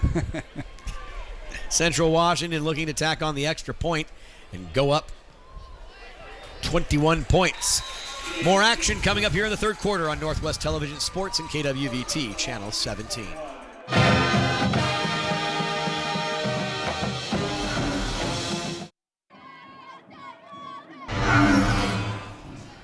This is a balanced attack, Michael, that the Wildcats are putting on today. It is a very nice performance. They've been able to rush it 25 times for 125 yards, and they've only had to throw the ball, Michael, what? I mean, I'm sorry, it's not that much, and it's still 147 yards. I mean, their distribution just 21 times while controlling the ball. The time of possession especially is starting to pull away. Curtis Anderson now getting it out to about the 29-yard line, and I can tell you it is not pleasant right now between these two teams. And the Wildcats kind of know they've got Western in a big hole here. 21 points, a lot of time left in the game for sure. If Western Oregon can get some points on this board in the next few minutes, they're right in this game again. Just some defensive stops, something they haven't been able to do. But if they can put their stuff together, they're right back in this game. They can score. They put it up and scored quickly many times this season. They have to get it going now, though. Yeah, everybody's crowded around Coach Arn Ferguson right now on the defensive side of the ball as the offense is out, and they've got to do something because the defense right now just looks like they're tired and out of steam. Great backside block. Omari Land will run out to about the 38-yard line, Michael, and that was one of the most effective plays we've seen in a couple quarters. Yeah, Jacob Pruitt, who I'm not 100% sure, but it seems like he's the leader on the offensive line, able to turn around and get a clean block to set him up for some more yards. Flag on the play, Michael. Personal foul. Walk below the waist. Number 78, offense. 15-yard penalty. First down. I did not see that. Must have been a play on the backside. Unnecessary block in the back then. But again, the Wolves making another mistake for themselves, set him up with Keating, a long Hinckley. way to go for a first down. Hinckley being around for a while, it's an unfortunate penalty. Rarely do the offensive linemen mean to get a clip or a block in the back, but they did on that play, and it sets up a very long 1st and 25 for the spot foul. They move it back to the 18-yard line. Sampson get the catch, Mike. Sorry, just kind of. Yeah, Sampson reaching out to make that pass. The ball, he could have let him just a little bit less, and Sampson could have used his speed and maybe made a bigger play out of that. But a positive gain for the Wolves to set up a 2nd and 21 as they continue to try to get back in this game. Murphy spots the sideline. Again, big catches last week. Valadares basically RPO there, Michael. Read very well by the Wildcat defense, and they smother Valadares. Yeah, Zach Steckline right in the backfield right away. Takes him down, clean hit. The Wildcats definitely are having a good time out here right now and setting up a 3rd and 21, excuse me, 3rd and about 18 for the Western Oregon Wolves. You'll have 3 wide receivers to the top of your screen. Murphy on the bottom half of your screen. Worthley will have Land in the backfield. Don't make it Valadares. Worthley now has to go to his right, back to his left. He's sacked. And, Michael, this is going to be as dangerous as it's been all day. Gross has already had one block. And Zach Steckline having a fantastic drive right now. Gets a sack in the backfield, bringing out the special teams for the Western Oregon Wolves. The Wildcats couldn't have asked for anything more better on that drive, pushing the Wolves back every single play. Punting from the end zone will be gross right here, where the special teams for Western Oregon have had some problems today. Need a good snap. It is clean. Gets it off. Wobbly kick now going to be fair catch was going to be for Mizuni, but it's not going to happen. But Central Washington is going to inherit this ball at the 45-yard line of Western Oregon and looking to put maybe the game completely unfortunately for the Wolves there, they only have the ball for just a little bit of time, and as the Wildcats continue to hold on to the ball, the Western Oregon defense is getting more and more exhausted, which allows for bigger plays for the Wildcats. The Wolves definitely need to come up with a turnover in the next 2 or 3 minutes to stay in this game. They've had a couple interceptions today from Sinclair. They're going to need something from their defense that's going to do anything to get them back in the game. Glasper was contained. Then he gets to the outside and shows that he's got very, very capable wheels. Yeah, very, very fast there. It looks like he's going to be taken down by 2 different Western Oregon defenders, but able to at least get to the outside and pick up about 5 yards. Glasper very much in control in this game right now, knows where everything's happening around him right now, able to keep moving the team down the field. Picks up 4 on first down. It'll be 2nd down and 6. Now pressing deep again into Wolves territory, and he is being deliberate, and he knows everything right now is about just not making any mistakes taking care of the football, is they give it off to Body, and Body goes straight up the middle, and he will just truck everybody down for another first down. Yeah, as the offensive lineman keeps pounding and pounding and pounding, he just gets behind him and then finds that hole, takes off. As soon as the Western Oregon defenders are on him, he's still just running over him as they've been on the field so much at this point in the second half. Many groupings of Western Oregon players on the sideline being coached right now, but what's happening on the field is Western Oregon's defense is being exposed in all areas. Jalen Parnell has not had his name called very much. Curtis Anderson now sneaking up, and maybe they'll show a blitz here. Body gets it. He goes right up the middle, and he just, again, pulverizes the middle of the field, and they keep pushing him down, and it will be in the red zone for the Wildcats, threatening to go up 4 scores. Yeah, again, just up the middle, up the middle, up the middle. He's able to find a hole as they're running a counter. Crichton having a great day-to-day, not just catching touchdowns or catching receptions. He's blocking down the field as well, blocking right at the line of scrimmage. And it takes the defensive backs for the Wolves, Curtis Anderson, Minetti, again, making tackles down the field, but that's not what the Western Oregon defense needs to stay in this game. Something all year I've been able to witness, Michael, is this team, and they've been able to stay together. I just saw Ryan Worley go on to his offensive linemen and try to get them encouraged to go back in this game. If somehow this defense can get a stop or only put 3 points on the board, what a relief it will be. But Ryan Worley going out and encouraging everybody, keep your head in this game. And you know just as well as I do, just a few plays here or there, this game would be different now than it is, and it can still be that way moving on here in the third quarter. As they're continuing to move in different defenders back and forth, Elijah Green and Rocky Matola, the defensive tackles, they bring the starters back in to see if they can get the action going up the middle instead of the Wildcats being able to just continue to run up the middle. 2nd and 9 on the 13, Michael.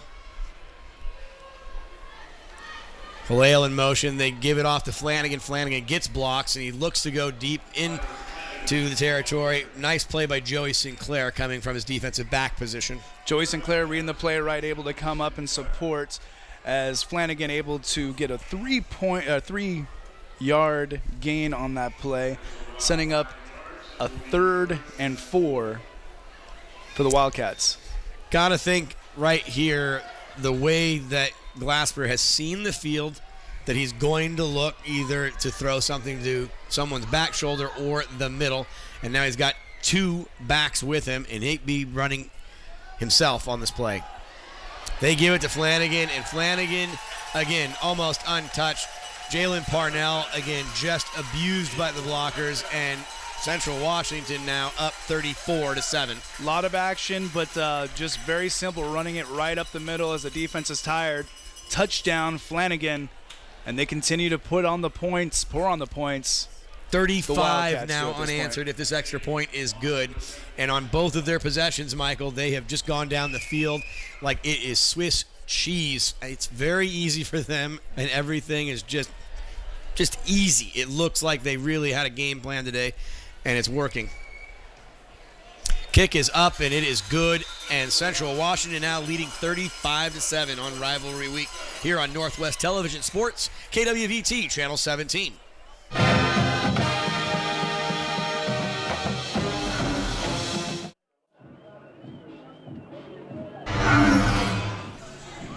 Michael Brown, Matt Palumbo here on Northwest Television Sports, KWVT Channel 17. 35-7 Central Washington, kind of putting their stamp on the game.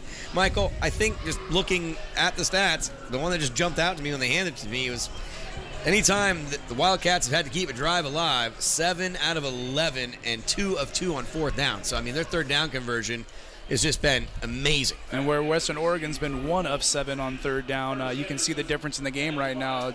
A 28-point lead, and that goes right to it. They're able to keep the ball, keep going down the field and scoring. The Wildcats kicking from the 50 based on a personal foul on Lovelace for the Western Oregon Wolves. Tough start to this second half, and really things are just piling up everywhere. Short kick here, interesting. Sampson comes underneath it. Sampson now looking to go to the far side of the field, looking to pick up a block, gets to the 25, wants to cut it back up, and you gotta love the way Marquise Sampson, and there is a penalty flag, but I love the way he lowered his shoulder and said, we're still here to play some football. Yeah, and on that block, I believe it'll be on number 17. Apologies. Logan Reese. He let go, but they decided to throw the flag anyway. Nullifying Marquise Sampson. Holding. Return team. Number 17. 10-yard penalty. First down. Our eyes are getting better, Michael. Well, no, I mean, I just saw him holding him, but it was unfortunate because it was very quick. He let go. It didn't have anything to do with the play, but by the rule of the law, it's like if a punt gets blocked and able to get picked back up again, and somehow it turns into an 80-yard punt. Still, nobody can clarify that from the game the other night that we were at. Can you do that? You and I are both in agreement that you can't. Again, the numbers just stacking up. 52 offensive plays for the Wildcat offense against 35. I mean, it just felt like they've been on the field all day. Worthley goes back to work, gives it to Land looking for a block. But the Wildcats, I think, came in here content with one thing and one thing only. Balls being ruled down, Michael. They was like, we're not going to let them control the tempo with the run. Yeah, teams often, you see Amari trying to find a place to go. Runner was down on the play. Second down. Ball came out, but it was he was already down. Amari able to get some yards most of the season against the best teams they've played, but today not able to spring it. So definitely the Wildcats, you can choose to stop the run, stop the pass for the whole entire game. They said, we're not going to let you guys run on us today. And now it's up to Worthley to try to get something going. And obviously from the second quarter on, Michael, we've seen Worthley in a world of trouble with collapsing pockets like one right now. He's having to throw off his back shoulder there, or a back shoulder throw that was going to go to Omari Land. But he's just not getting the time, and people aren't open. Yeah, at that time there was somebody that came over open in the middle, but he was running for his life at that point already. He's been hit quite a few times, knocked down on the ground quite a few times, and unfortunately for the Wolves, just can't get either the run game going or the pass game going. And now we have a third and 10 for the Wolves. 1:56 left in the third quarter. Obviously, I don't see him going for it, Michael, but you'd like to see him. They could get just a little bit of breathing room. Worthley now, pressure coming right at him. He steps up into the pocket, and he's picked off, and it could be a pick six, Michael. Back to the house, and the Wolves are literally reeling, and it was very telegraphed. Dominic Weiberg. Yeah, Dominic Weiberg. As you see, Ryan Worthley step back, trying to throw the outside. They were successful with that at the beginning of the game, but definitely read well by Weiberg, and he's able to take it to the house with some good blocking by the rest of his Wildcats defense. And they're starting to pull this one away for sure with a real beatdown against the Wolves on homecoming. Didn't take too kindly to the Wolves in 2019 coming up and interrupting a long streak. Sideline warning on the intercepting team. No penalty, just a warning. Well, that's about the only thing that they've done wrong since they're 3 and out that they had. And it wasn't even a flag, it's just a warning. So it tells you how the Wildcats have been playing today. Tisk. Here we are, 41-7, and it looks to be that the Wildcats are going to be able to probably get a fair amount of younger players action in this fourth quarter, but we'll have to see. Kick is up, and it is good, and it now is a 42-7 game. We'll come back for the conclusion of the third quarter here on Northwest Television Sports, KWVT Channel 17.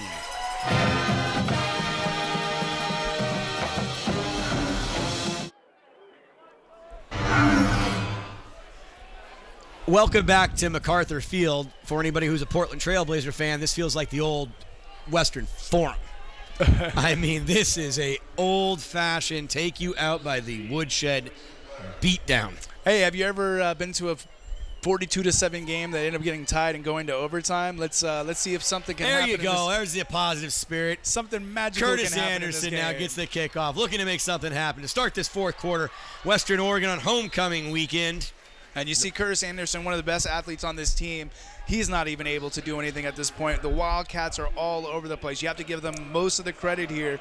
After some penalties and turnovers by Western Oregon in the second half and the first half, the Wildcats all across the board right now are playing an A+ game in all positions right now.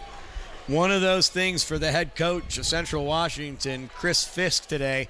I don't know what you'd think about when you have to take a game like this on the road. You're like, it's probably going to be pretty tough. And obviously it started off very mediocre. But since then, and all of the personnel changes, Michael, that they've made early on in this season, it's really, really clicking for them this afternoon. Land gets it. Land gets a big chunk play. gets a nice block. He'll move it out to the 45-yard line. 20-yard pickup. Best play of the day for Amari Land. Yeah, Amari Land, who at this point only has 25 yards. You see he gets up the middle and gets to the second level. The first time we've seen him do that all day. Maybe he had one play, I believe, in the first quarter, but what Western Oregon needs to continue to do is something like that, where they're just making positive, and when you can, a chunk play, but keep the ball moving down the field where Worthley isn't getting taken down so much. Worthley now, slow snap. They'll give it back to Land. Land gets away from 2 defenders and picks up 3 yards. Remind me, I don't know what the Super Bowl was, but when Doug Williams went 35 unanswered. 35 unanswered. You see great penetration by the Wildcats. Amari's fighting and fighting. Maybe the Bills against Frank Reich-led Bills. Yeah, there you go. Can't remember who they're playing right now. My brain will figure it out in the next 3 minutes, but we'll forget about the part of it at that point. So my brain sometimes is slow. Having a little trouble, Mike, with the clock. I need some help here. It says it's still the third quarter. Ball loose. Central Washington picks it up. Michael, am I confused? I guess I thought we'd gone to the fourth quarter. I apologize. I mean, no, it's still it's 25 seconds left. I guess I was getting too excited ahead of myself. And As the turnover Worthley is there. throwing over the middle. Thinks he has a man wide open, and Dante Hamilton able to get there right away. He read it the whole time, jumped in front of the pass, and another turnover for the Wolves as the Wildcats of Central Washington come back on the field to work this clock and take this victory as the fourth quarter is up and coming in 25 seconds. Really, really amazing performance by both sides of the ball. I'm starting to get even more enamored with how Central Washington has taken Western Oregon, and literally everything that they like to do has been taken away from them after that opening drive. And as they try to run up the middle of the field, there is a stop this time of the Western Oregon defense. Well, you're going to see the teams head to the sideline. Central Washington raising their hands 4 quarters. They have this game firmly in their grasp, leading 42-7 after 3 quarters here on Northwest Television Sports, KWVT, Channel 17.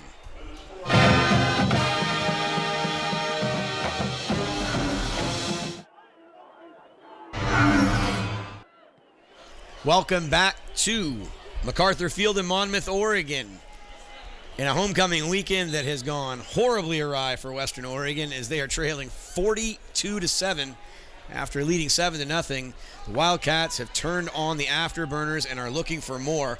Body goes off the left side. He'll take it up to midfield. And on the sideline right now, you'll see Thomas Wright Jr. and Wyatt Harsh warming up. That's the backup quarterback to Ryan Worthley. On the next series, I expect that we will see Ryan Worthley sit the rest of this afternoon.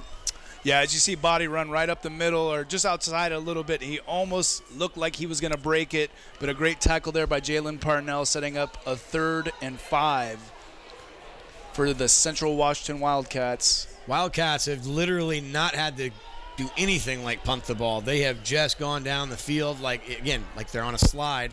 Very easy as Glasper has taken control of this offense. Now going to step up in the pocket. He can run for the first down if he can get there, but he's going to go to the sideline. And a nice play. And again, Western Oregon still playing physical, hard football. Yeah, you like Anthony Mack Jr. and Jalen Parnell able to get some pressure and force Glaspie out to the outside. Anthony Mack Jr. is going to be a very, very special player, I believe, here. I've only heard him touted as basically north, south, east, and west. This guy's just got speed. So it's good to see that. Wears number 47 for fans out there. They're showing that they might be sending everybody after this kick. High kick. Joey Sinclair was the deep man back, taking a Wildcats bounce. If anything else could go their way, now this goes their way. Western Oregon will go back out onto the field. We will wait and see here for a moment if it's going to be Harsh or Worthley. See some more backups in that huddle, but it looks like it will be They will Harsh. bring out Wyatt Harsh. Yeah, just as a change today, We've seen Worthley get hit quite a few times, and the offense has been stagnant, so possibly a little change here to see what happens. See if the offense can get going. Harsh, not quite as big as Worthley, but a little bit more athletic. We'll show you some different looks. Hands it off to Land. Land cuts it up to the right side, hits the sideline, and he's bounced out by the Wildcat defender. Yeah, as he gets to the outside, Brett Akimis there again. But Mario Land, you see, he's following his blockers. Great job by the offensive line there. He uses his speed and strength to get to the outside again. Good pickup on the good pickup for him on the last 2 drives. See if he can continue it and get his game going. Amari Land, as he's been held up quite a bit today. Probably going to be a lot to work in this off week. Land will get it again. Nope, Harsh fakes it, and he's going to take it. No, wants to throw it, gets it downfield. He did have Damon Hickok wide open. Yeah, he's running to the outside. Tough play to make. Had to get the ball down the field a little bit more.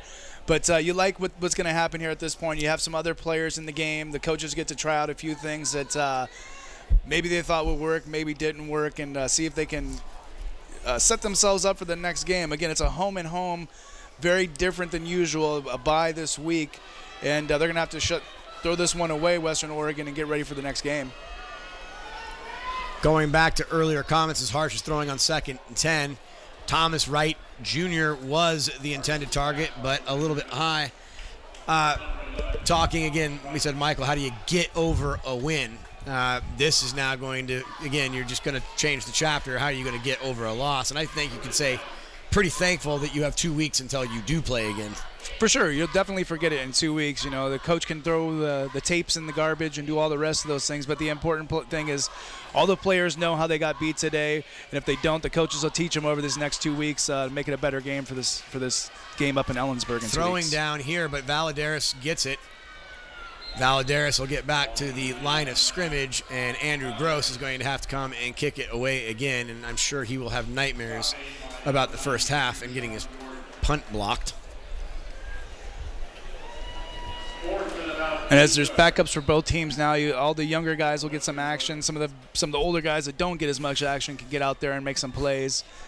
Just try to get out of this game healthy for everybody, again, to prepare themselves for the next game up in Ellensburg. Big deal, honestly. Gross gets it away.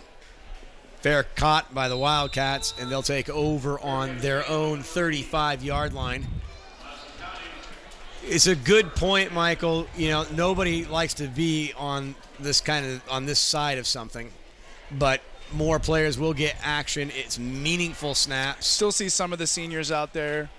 Curtis Anderson still on the field, as they only have 3 games on this home field.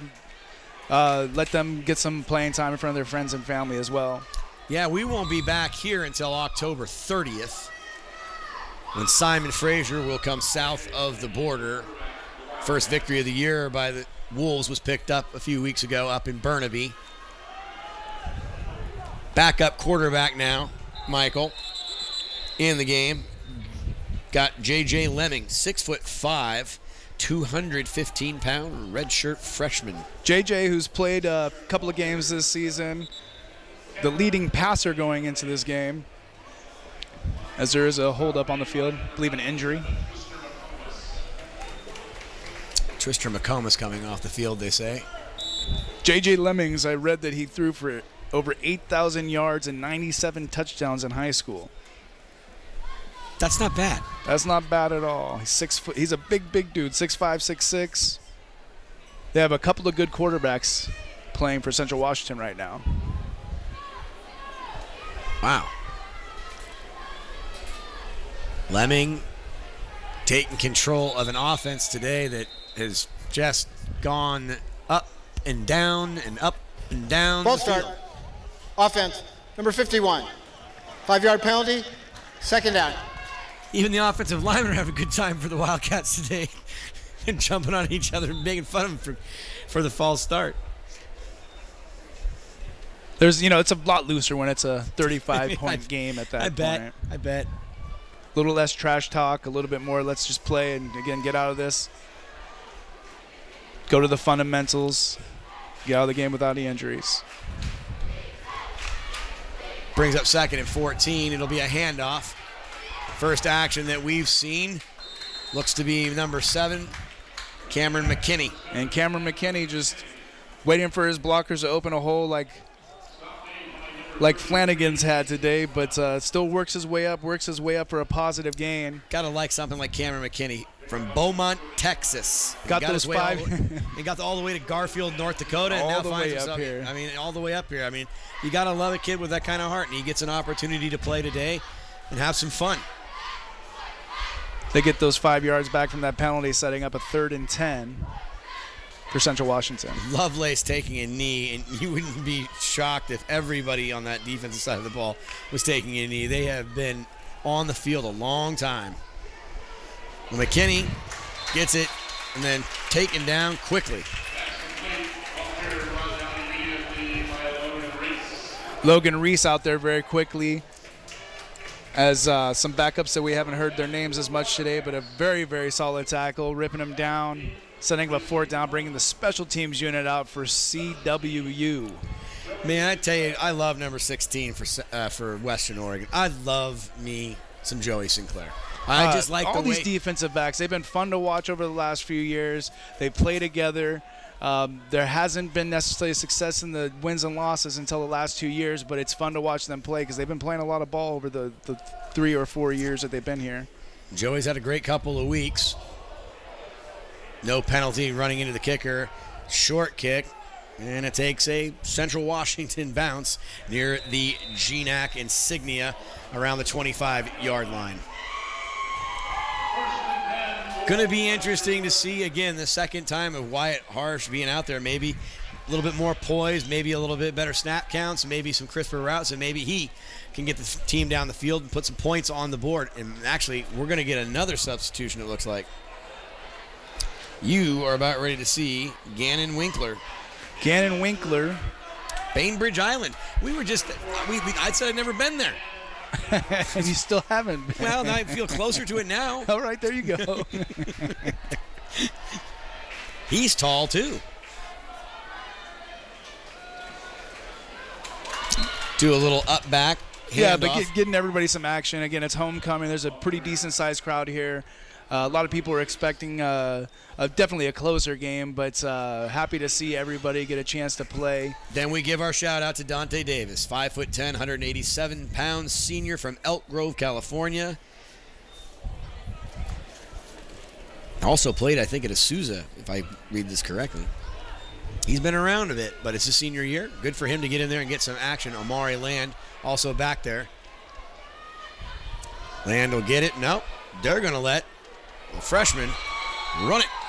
And 9 players for Central Washington corralling him and knocking him to the ground after he picks up a short gain, bringing up a 3rd and 7 for Western Oregon with 8:30 left in the game. Got to be interesting to think about something like Gannon Winkler being 6'6", and he's 185 pounds, and he's a freshman. What's going to happen when he grows into that? That's true. Again, the time and effort that he puts in will help see if he can come in here yoked and ready to throw the ball down the field. Kind of an unspoken person on this staff that doesn't get enough credit in strength and conditioning is Corey Metzger, and she talked about it as Thomas Wright Jr. gets the reception near the first down marker and then just smothered and brought down by about 4 different Wildcats. Yeah, Wright caught the ball right over the middle, thought he was at the first down marker, unfortunately just a little bit behind it, setting up a 4th down, but I believe there's no timeout on the field. They gave him the first down. Corey Metzger. The chains are moving. Yeah, Corey Metzger, kind of an unsung part of this program in strength and conditioning. She was very thrilled this week and just in general about how they've reacted to the tough start, going 0-3 and then getting the win over Simon Fraser. Ooh, a little trick play there. Winkler was going to give it to Davis and then threw it out to Omari Land. Nice. Kind of a play off the old fake to the fullback and pitch it out to the running back. But Metzger just talked about just how much they've stayed together and the patience, and I think that this week's going to test that because I think you're going to see some pretty hard and spirited practices because I would have bet to a man on this squad, they probably take it very personally how the outcome of this game is going right now. Davis gets it out of the backfield, And Winkler clapping his hands. He knows he just about got his player's head knocked off. Yeah, Matt Wiltanen able to come up and give some support and knock him down right at the line of scrimmage. Again, the way the Wildcats defense has been playing all day, minus the first drive for the Western Oregon Wolves, they figured out what they wanted to do, and it's stop the run, able to do it. And then the defensive backs have played extraordinary, not letting anybody get open this whole game. Pretty special number that Gannon Winkler plays.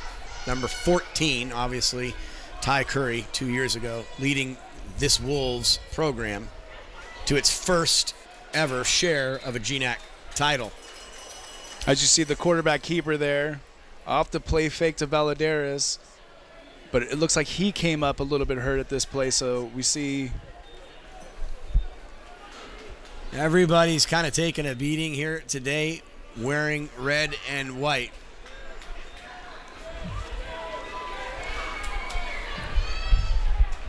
Fourth and 1.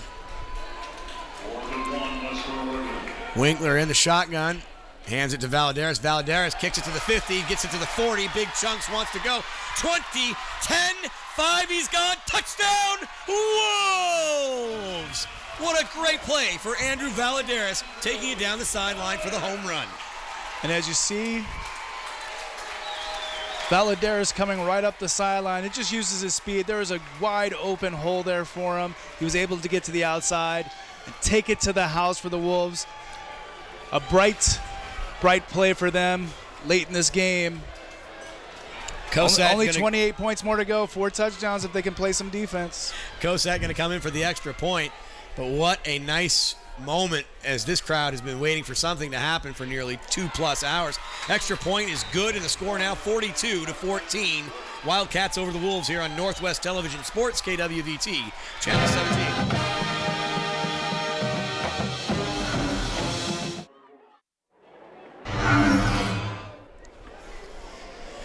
What a nice play and design on 4th and 1. From their own 45, Andrew Valadares takes the handoff and takes it all the way to the house for a 55-yard touchdown. A bright moment, and it's been the first one on offense that they've seen since the very first drive of this game. Yeah, it's nice. Again, Valadares has been having a good run over the last few games. Nice to see him get in the end zone as there's an onside kick by Western Oregon recovered by Central Washington. Had to expect that. Again, Arn Ferguson, I don't know. I mean, it could be one of those things where, like, you know, you made your bed, now sleep in it. I mean, he's got his starters out there still, Mike. A couple of them out there, and yeah, just let's see if they can get a stop against this backup squad from Central Washington.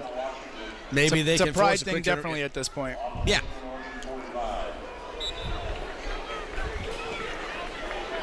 Mininini now is going to be basically the lone safety. Pass on first down from the Wildcats. Joey Sinclair comes up and makes the tackle, but not before the Wildcats get another first down. Mazutani's had a very nice... Mazutani, the kick returner, the punt returner, able to get that reception. Illegal substitution on the defense. 12 men in formation. That penalty's decline. Result of the play is first down. Some miscommunication by the defense as you have too many players out there, but still able to get a first down where the Central Washington Wildcats. Thomas Mack Jr. coming in. Very, very colorful shoes. Can't miss him, but like I said, going to be a fun player in the future for this Wolves defense. Proud history of linebackers. Wildcats being able to effectively throw the ball still, even with a backup in the game. Yeah, with the backup in the game and pressure from Curtis Anderson on the outside. And it looks like a player's coming off the field hurt for the Wolves. Twister McComas, he got taken out by, I believe, Curtis Anderson on that play. Number 7, McKinney coming back in. Saw his first action on the previous set of downs that Central Washington had. Now under 5 minutes remaining. 42-14 here on homecoming weekend. Wildcats all over the Wolves. Matsuna getting outside again, picking up, looks like first down yardage. First down yardage with basically a lateral on this play, a pass to the outside behind the quarterback in the line of scrimmage. But yes, uses his speed to get to the outside. First down for the Wildcats as they have a drive inside the 25-yard line, looking to score again one more time on the road, with just 4:24 left in the game. The game here 2 years ago, Michael, closest in game history, decided by 1 point, a 42-41 overtime thriller. Today, it's been a one-sided affair as Central Washington has come down from Ellensburg. McKinney now running it to the outside, going out of bounds. He'll be tackled. But it's really been pretty amazing. I didn't really see anything like it happening. They look on paper to be very, very close teams. And you hope that Western Oregon here in 14 days can go do something on the road that they had not done in nearly 20 years ago, and that was a couple years ago, and that's win in Ellensburg. For sure, as you have, again, the backups getting some playing time. Anthony Mack Jr. on that tackle. But at this point, this game's over, and you have all the players out here just trying to get through the end of the game. Central Washington would love to get another touchdown just to say you're not going to do that when you come up to Ellensburg. Lovelace, and this is that's the first time. You know it's got to be frustrating, but that's the first time, maybe because he knew it was somebody he could do it to in McKinney. But he went after him with vengeance. Yeah, as McKinney's a little bit smaller, he's reaching for that ball, trying to yank it out. But give McKinney credit, he's using his, as a smaller frame, his legs to keep working up the field with Lovelace on him, trying to rip the ball away to gain a positive gain on that one. But it will be 3rd and 4 with 2:53 left in the game. Lemming has the Wildcats back in the red zone, giving it to McKinney. McKinney running off the left side.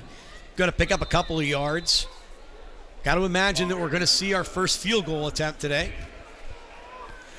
Do they want more points, or they want to keep working the clock and try to get a first down here? I don't see any special teams players. Now they are.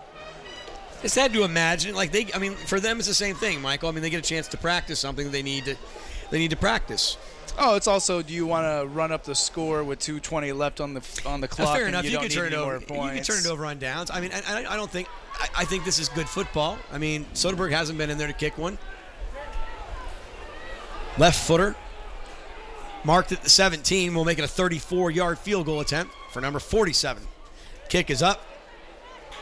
And it is good, and the Wildcats now up 45-14. Stay tuned for fourth quarter action here on Northwest Television Sports.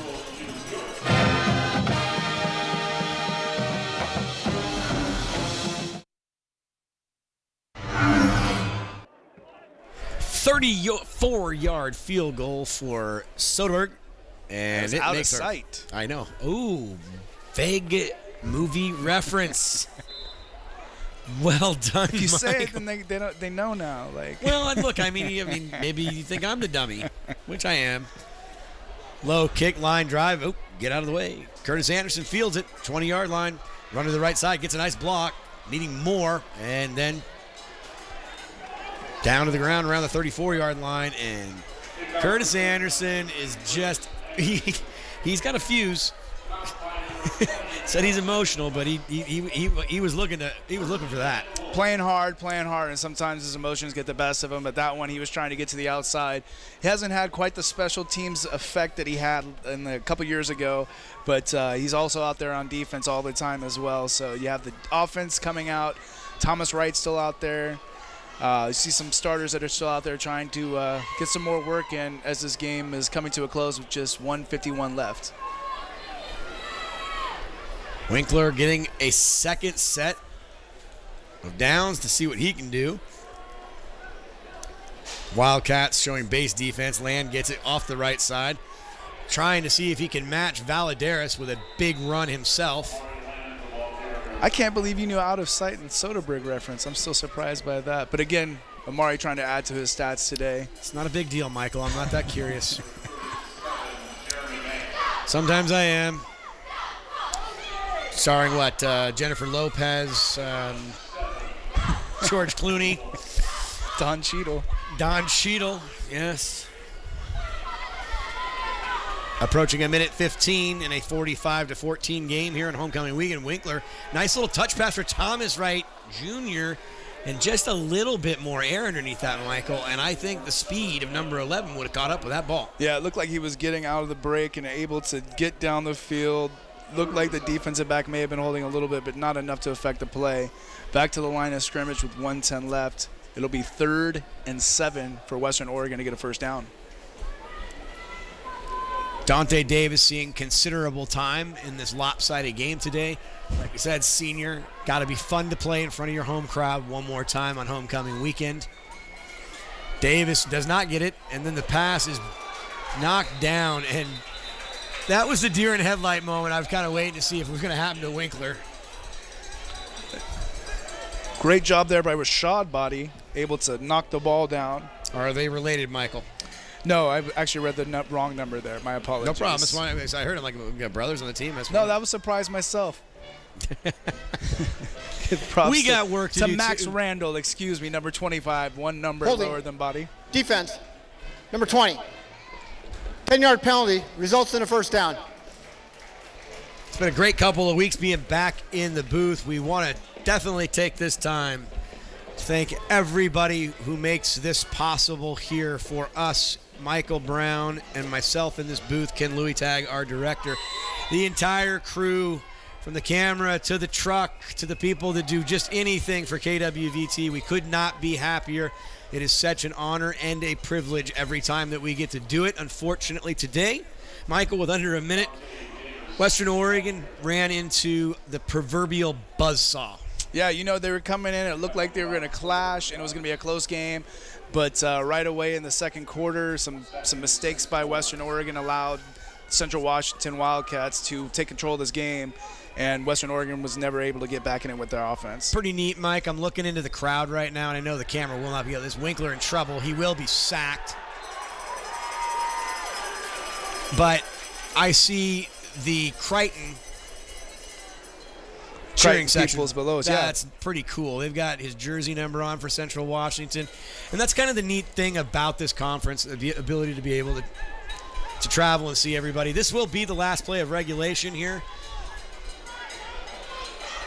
Winkler now going to go to the outside. He'll throw it out, and this game will end on a completion to Dante Davis as it hits triple zeros. 45-14, the Wildcats come into Monmouth, and they pick up a conference victory now and probably control their own destiny as the season goes on. These two teams will not meet again until October 23rd. It'll be a 6 o'clock kickoff in Ellensburg, Washington.